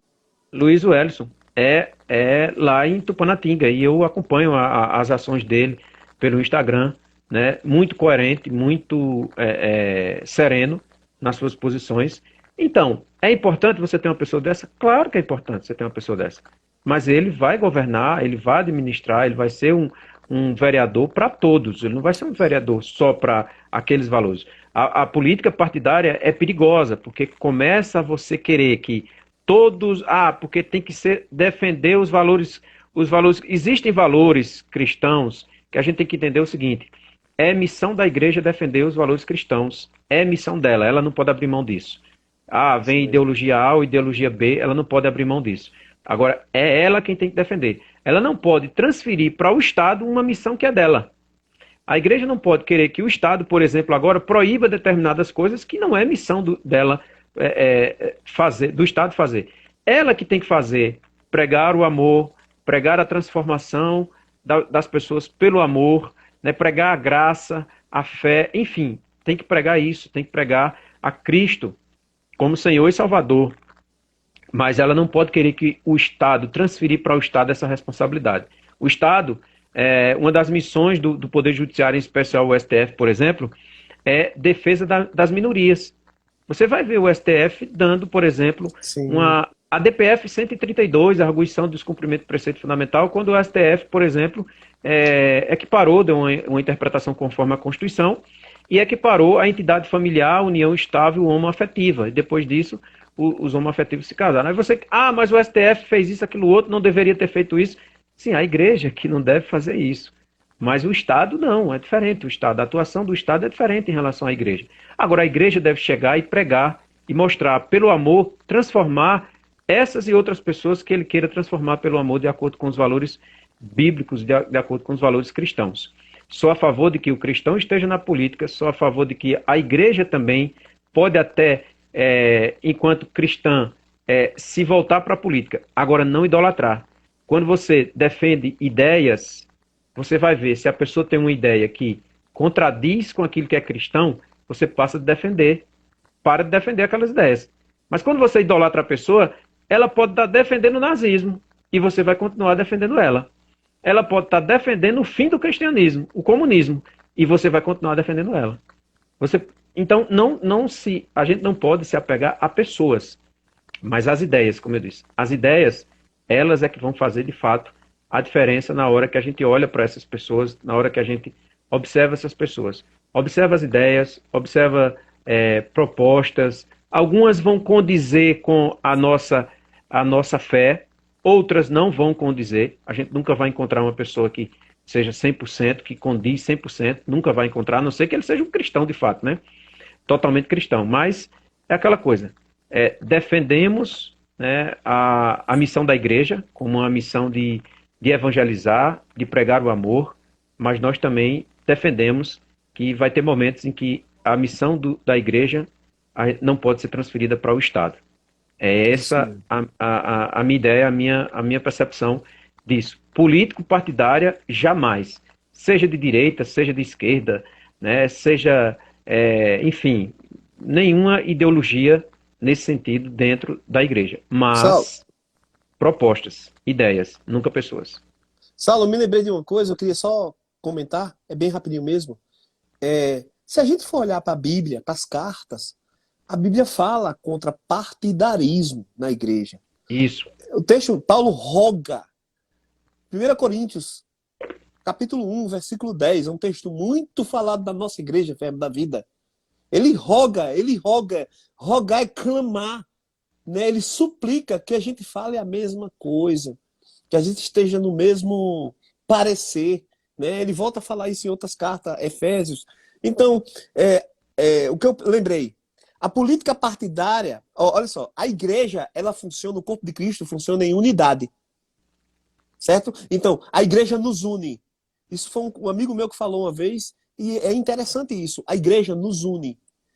O corpo de Cristo é unido, é uma unidade. A política partidária, ela divide.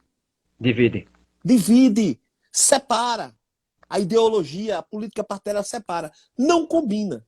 A igreja, o corpo de Cristo dentro da igreja, na pregação, no púlpito, na igreja, no corpo de Cristo, política partidária é perigoso, porque ela divide. É onde aparecem as dissensões, né? Aquilo que a Bíblia condena. As dissensões, o partidarismo, certo? As brigas, as confusões, a divisão. Política partidária divide.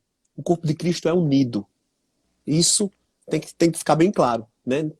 Política partidária, como o professor disse, jamais dentro da igreja. Amém. André, Glória a Deus. Eu gostaria... Eu vi um pastor, não recordo agora o nome dele, rapaz, um pastor da Assembleia, que ele disse mais ou menos assim, vieram falar comigo sobre política, né? Alguma coisa do tipo para ele participar de política, alguma coisa assim, na igreja. Ele disse, venha falar comigo sobre orar em línguas, sobre cura, sobre libertação, sobre pregação do evangelho, mas não venha falar comigo sobre isso, não. Então, é mais ou menos por aí, né? Isso mesmo. Ok, queridos. Então, obrigado, André, obrigado, Divanilson. Eu quero dar minhas contribuições em relação a isso também, queridos. Rapidamente, eu não vou me demorar, nós já estamos aí em mais de 1 hora, quase 1 hora e meia de live já, e eu quero caminhar aqui para o fim da nossa live, mas eu gostaria de mencionar algo aqui. Como já foi dito, nós somos favoráveis ao cristão, dentro de um propósito, se envolver na política. Eu não vejo nenhum problema do cristão na política, nesse contexto que nós estamos vendo agora. Até porque eu entendo que o cristão, ele deve ser luz em qualquer lugar. Eu sou favorável do cristão na medicina, eu sou favorável do cristão na política, eu sou favorável do cristão trabalhando em empresas de aviação, em todos os lugares. Então, o cristão deve ser luz em todos os lugares. Isso aí é fato. Agora, o que eu não concordo é com a politicagem dentro da igreja. Eu não me refiro ao povo ter conhecimento sobre isso, mas eu me refiro à politicagem, aquela questão, como foi dito por André, que traz divisão, que traz discussões sem fins, que não tem propósito. E um outro ponto, eu sou totalmente contra a política no púlpito da igreja. Então, nós não podemos sentar num culto, numa cadeira de uma igreja, para ouvir uma ministração, e a pessoa está defendendo político A ou político B. De forma nenhuma. O púlpito é o lugar para pregar a palavra de Deus, para ensinar a palavra. Logicamente, pode ser falado de princípios, pode-se falar, olha, você vote, agora vote com princípios, com valores, como o Ellison está comentando aqui. Faça isso, faça o seu dever de cidadão. Mas, acima de tudo, pelo que eu olho nas Escrituras, o incentivo que a palavra do Senhor nos dá, como cristãos, do nosso maior envolvimento nessa área de pregação ou de oração, se tratando da política, a Bíblia diz assim, olha, vocês devem orar. Veja, o texto aqui de Timóteo, 1 Timóteo capítulo 2, versículo 1, diz assim, ó, antes de tudo, 1 Timóteo 2, verso 1, Antes de tudo, pois, exorto que se use práticas de súplicas e orações, e intercessões e ações de graças. Atenção, em favor de todos os homens. Aí ele agora vai descrever em favor dos reis e de todos os que se acham investidos de autoridade. Agora olha o propósito.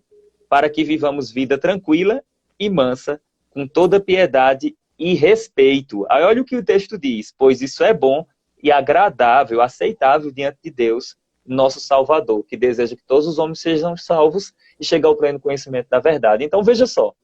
O que a Bíblia está dizendo aqui é, você cristão, você deve orar pelo rei. No nosso contexto, nós temos as autoridades, né? Nós temos os governadores, os prefeitos, o presidente, os ministros do STF, né? Os senadores, os deputados. Nós devemos orar pelas autoridades. E qual é o propósito? Para que haja paz, haja tranquilidade. Nós não podemos orar, queridos, nós até oramos a Deus, Senhor, nós oramos pela autoridade. A questão de vir juízo, essas coisas aí, vai ser algo que é iniciado por Deus, e não porque a igreja está clamando. Isso é algo que deve ser iniciado por Deus, se for acontecer. Nós sabemos que na história já aconteceu. Lembra quando o Herodes, ele atribuiu glória para ele mesmo, diz a Bíblia que em Atos dos Apóstolos, que a multidão olhava para ele e via como se ele fosse um Deus.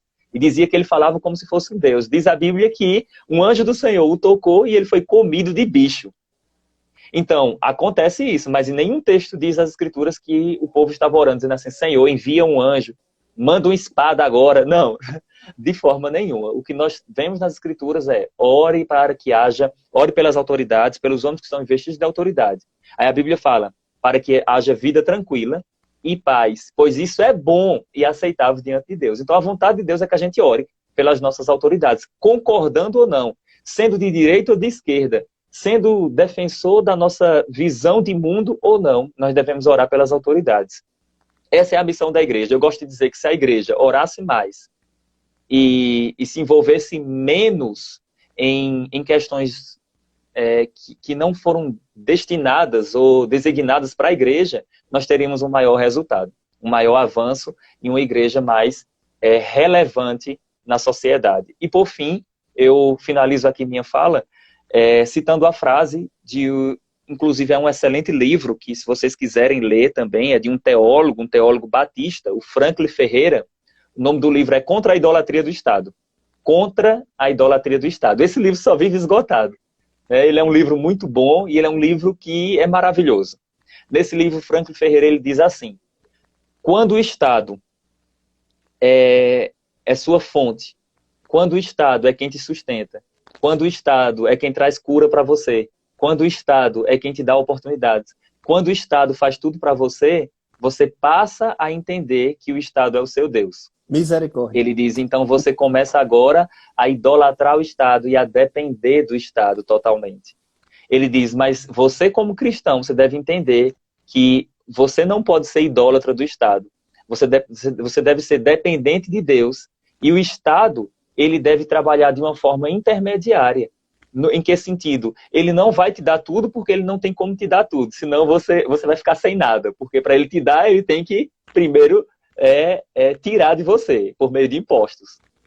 Então, mas ele deve trazer pelo menos os pilares essenciais, como foram apresentados aqui, as questões da saúde, segurança e outras coisas mais. Mas quando a gente entende, Franklin Ferreira diz assim, quando o Estado é nosso Deus, nós somos escravos dele.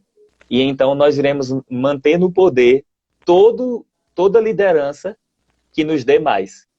Ele diz agora, quando Deus é o nosso Senhor absoluto, nós iremos depender de Deus, mesmo que o Estado seja contra nós. Então, a minha posição aqui, agora como cristão, isso aqui é importante, eu vi que alguém perguntou, e se um decreto for antibíblico, for tentar impedir o avanço da igreja? Você como cristão, você vai obedecer a Deus. Pois a submissão, ela é geral para todas as autoridades, mas a obediência, ela é relativa. Saulo. Rapidinho, André, é rápido, só para não perder o raciocínio. A obediência é relativa. Por exemplo, a Bíblia diz que as autoridades, Atos capítulo 3 e capítulo 4, proibiram os discípulos de pregar e de ensinar acerca do nome de Jesus. Diz a Bíblia que eles disseram, nós não podemos deixar de ensinar e de falar acerca do que nós vimos, o que nós ouvimos. Diz a Bíblia que eles oraram a Deus para que mais poder fosse derramado, para que eles pregassem o evangelho, ou seja, para que eles desobedecessem. E diz a Bíblia que Deus derramou mais poder e eles anunciaram a palavra. Quando a ordem é absurda, você não precisa obedecer. Agora, você também não precisa divulgar a sua desobediência. Você não precisa divulgar a sua desobediência. Então, vamos dizer, eu sei que isso não acontece porque o Brasil está dentro do contexto de democracia, mas vamos dizer que agora fosse proibido o culto cristão, o culto evangélico. O ser cristão fosse proibido no Brasil. Nós sabemos que dentro da democracia não acontece. Se ser cristão fosse proibido, eu desobedeceria. Não sei vocês, mas eu desobedeceria. Eu ia fazer, queridos, igual os primeiros cristãos. Eu ia me reunir em cavernas, arriscando a minha própria vida, mas eu iria desobedecer para cumprir o propósito de Deus. Então essa aqui é a minha contribuição. Saulo. O que o Daniel fez, né, na desobediência ao decreto do rei, né? Isso mesmo, é isso mesmo. Ananias, Misael e Azarias, né, não se prostrou ao decreto do rei. Então é isso mesmo. Pode falar, André. Eu me lembrei na hora que você falou, se por acaso o governo, qualquer tipo de governo que entre nesse país, proibir, né, a gente de cultuar o Senhor, nos perseguir de fato, sabe, isso não é novidade. Isso já aconteceu na história. E é bíblico, viu? Ser perseguido pela fé. E nós devemos desobedecer sim, e continuar cultuando a Deus. E também vamos ter que ter prazer em sofrer as consequências dessa desobediência. Por quê? Porque a desobediência vai ter consequências eternas e poderosas para nós na eternidade, porque de fato nós estaremos sendo testemunha de Jesus Cristo, mas aqui na terra vai ter consequência ruim. Existem cristãos morrendo agora porque estão firmes pregando o evangelho. Estão desobedecendo. A gente viu aí domingo passado, foi o domingo da igreja perseguida. Então, se acontecer, eu creio que nunca vai acontecer em nome de Jesus. Nós oramos por isso, para que tenha paz. Você citou o texto de 1 Timóteo capítulo 2, e o texto, esse trecho que você citou, ele termina falando de quê? Que Deus deseja que todos conheçam a verdade. O final de tudo isso, de toda essa paz, a gente ora, tem paz, e a gente fica livre para pregar o evangelho, para que as pessoas conheçam a verdade. Esse é o fim. Isso mesmo. Esse é o objetivo do crente. Por isso que nós oramos, para que as autoridades nos governem com paz, para que a gente esteja livre para pregar o evangelho, para que as pessoas, todos, cheguem ao conhecimento da verdade. Finalizando, testemunha, lá no grego, quando Jesus disse, vocês serão minhas testemunhas, a palavra no grego lá é mártir, né? E essa palavra mártir, que é traduzida para testemunha, ela tem hoje um significado de morrer por algo. E nós estamos dispostos. Devemos estar dispostos a ser testemunha de Jesus Cristo, tanto no sentido de testemunhar quem é Ele, como no sentido até de morrer por Ele. Nós não desejamos isso, nós oramos para que isso não aconteça, nós queremos cristãos lá, defendendo, né, a liberdade, a democracia, a liberdade de expressão, a liberdade de culto, defendendo a nossa Constituição, mas uma coisa, a gente está certo, porque se houver perseguição, nós vamos nos alegrar nas perseguições como a Bíblia ensina, né? E vamos vencer. Paulo, para finalizar, em Filipenses, eu não lembro agora o texto, Paulo fala assim, que seja a vossa equidade conhecida de todos. Quando ele fala isso, Saulo, ele está dizendo que mesmo diante das perseguições, as pessoas vejam que nós somos mansos, equilibrados. Mesmo perseguidos, a gente não vai estar esbravejando, xingando o presidente, xingando o STF, xingando as... Não! A gente tem que continuar orando e mostrando às pessoas a nossa equidade. Nós somos equilibrados, nós somos mansos. Ele fala, regozijai-vos. A gente é feliz por causa de Cristo em nós, por causa da salvação, a gente é equilibrado. E a gente nunca vai entrar Não é certo a igreja entrar no ativismo. Vamos expulsar esse presidente daí, ou vamos expulsar porque ele está nos perseguindo. Não. A Bíblia fala que nós devemos... Que as pessoas conheçam. Nos alegrar. Por sofrer por Cristo. Por sofrer por Cristo e que a nossa equidade seja conhecida das pessoas. Amém? Amém. Olha aqui, a carta magna do cristão. Nossa Constituição. A carta magna do cristão aqui, ó. Tá aqui, ó. Essa é a nossa Constituição. Olha, entre essa daqui e a Constituição de 88, Fica essa. não há opção. Eu vou ficar com a de 88 até ela ficar dentro dessa. Quando ela sair, quando ela não concordar com essa, aí não tem como a gente concordar. Ô, Não é Saulo, isso, Givanilson? é isso mesmo. Ô, Saulo, teve uma situação que você falou aí sobre a questão dos púlpitos, né?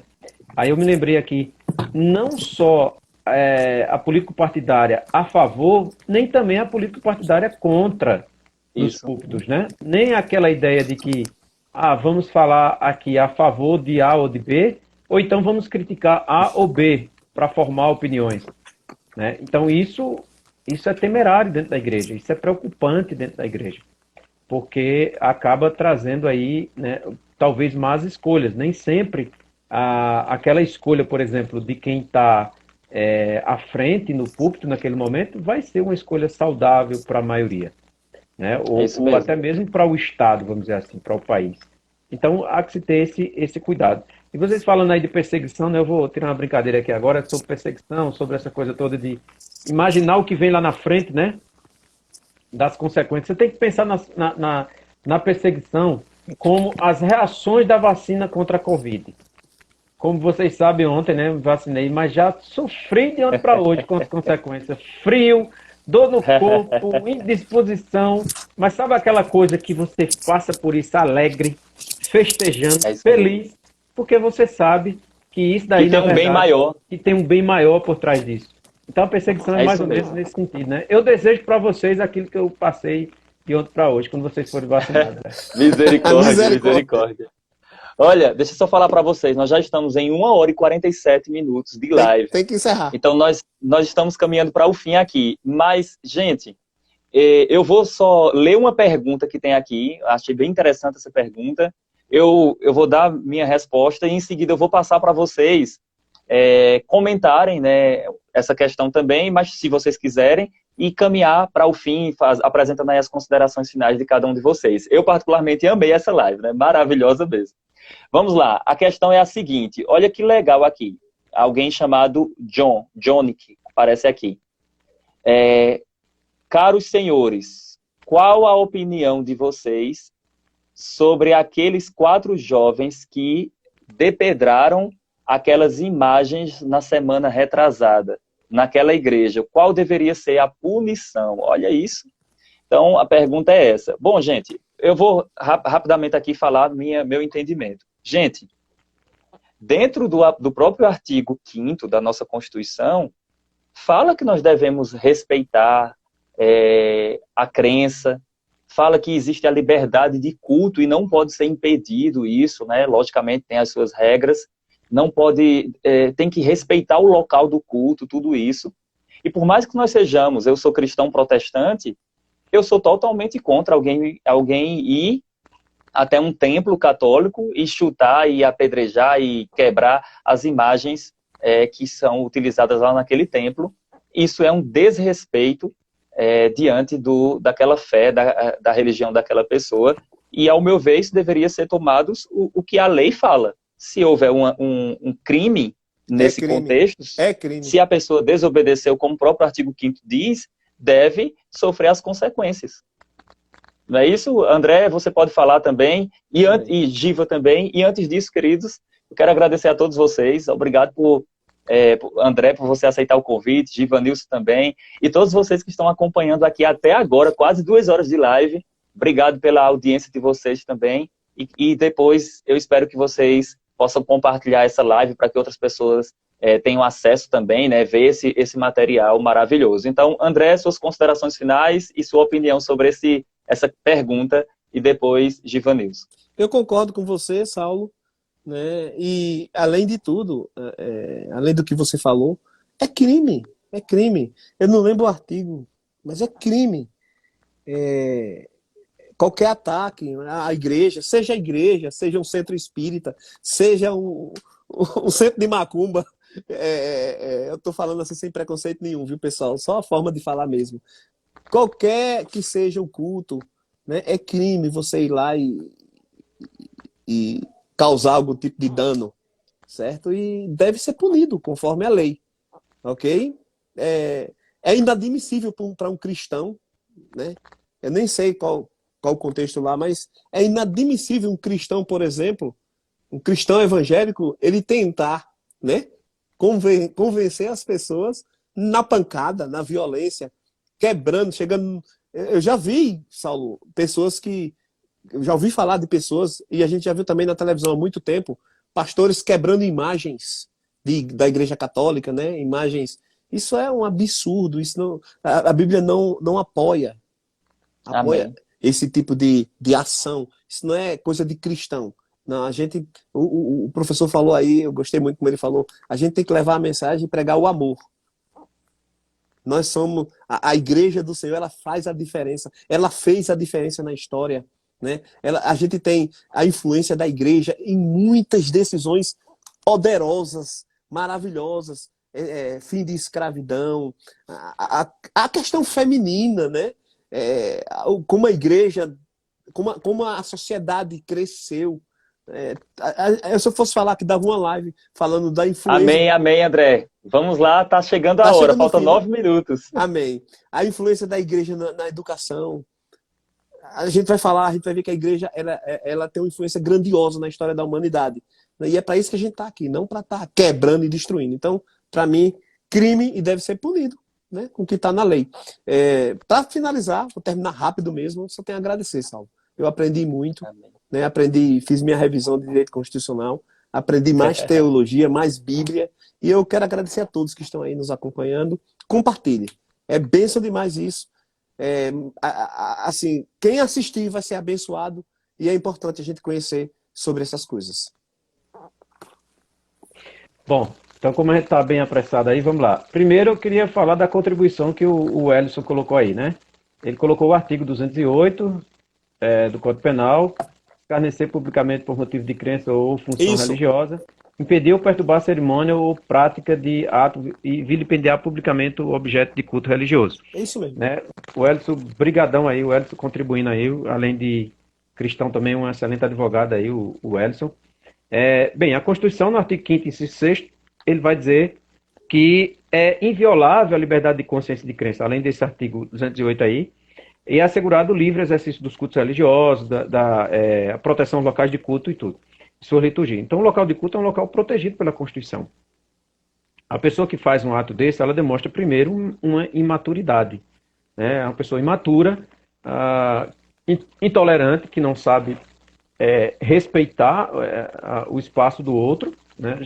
Já teve casos, inclusive, até de pastores, né? de padres, enfim, que foram até criticados, alguns condenados a dano moral, porque invadiram locais de cultos religiosos, que não pode pela Constituição. Nossa Constituição, de acordo com o artigo 19, nosso Estado, na verdade, é um Estado laico, nós não temos uma religião oficial. O princípio da laicidade vai conviver com todas as religiões, nós precisamos entender isso. E o nosso papel não é esse, nós temos uma responsabilidade, nosso papel é outro, levar o amor, a graça, a fé, aquilo que Cristo tanto pregou e tanto fez, né, e fez por nós lá na cruz do Calvário. Então essa é a nossa responsabilidade, esse é o nosso papel. De forma alguma vilipendiar ou destruir algo do tipo. Na verdade, essas pessoas devem e provavelmente sofrerão as penalidades da lei por conta desse ato, eu diria, imaturo, né, da parte deles. Enfim, e falando em questões da participação, eu só queria agradecer aí, né, como eu disse aí a vocês, para mim é uma honra, um privilégio aí participar aí com 2 mestres. André, ainda não tive o privilégio de conhecê-lo pessoalmente, nem de vê-lo ministrando. Saulo foi um dos primeiros professores ali que pregaram, né, e que a gente encanta pela forma que ele expõe as escrituras, né, é um mestre por excelência. Eu já disse a ele, acho que já disse a ela, também acho que ela não está mais agora, mas, assim, 2 professores que marcaram bastante, foi ele e a Luciana, e professores que são mestres, né? Eu gosto dessa coisa quando o professor, ele explica a coisa que você se encanta pela disciplina, você se apaixona pela disciplina e explica muito bem. Então, para mim, é um privilégio, uma honra aí participando, inclusive da minha primeira live, né? Participando aí. Olha aí, a primeira de muitas, viu? Que agora você vai aprender a fazer live, você vai chamar todo mundo agora para fazer live. Então, para mim, assim, foi um grato privilégio, né? Poder aqui estar compartilhando um pouco do conhecimento aí que a gente adquire ao longo dos anos e sou muito grato aí a vocês pela participação. Amém, glória a Deus, glória a Deus. Eu que agradeço, queridos, a vocês. E eu sei que nós teremos outros momentos que nós falaremos aí também Tira o print, da palavra do Senhor. Vamos lá, deixa eu só tirar um print aqui. Deixa eu só tirar os comentários aqui. Eu agradeço aos irmãos que estão acompanhando. Vou só remover os comentários aqui para poder facilitar a o nosso print aqui. Eu não sei se eu vou conseguir aqui. Eu não vou nem tentar, porque vai que eu erre e acabe a live. Então vamos lá, deixa eu só tirar um print aqui. Vamos tirar um print. Ok, tirei, queridos. Então, que a graça do Senhor esteja sobre a vida de vocês. Vocês continuem avançando em Deus. Eu agradeço a André, agradeço a Giva e a todos os irmãos que nos acompanharam até aqui. A constituição do crente é a Bíblia, a palavra de Deus. Mas nós também obedecemos a princípios humanos dentro das Escrituras. Deus abençoe vocês, queridos. Fiquem na paz de Cristo, em nome de Jesus. Paz, obrigado Amém. a todos pela participação. Obrigado, pessoal. Obrigado, pessoal. Tchau, tchau. Paz. Paz.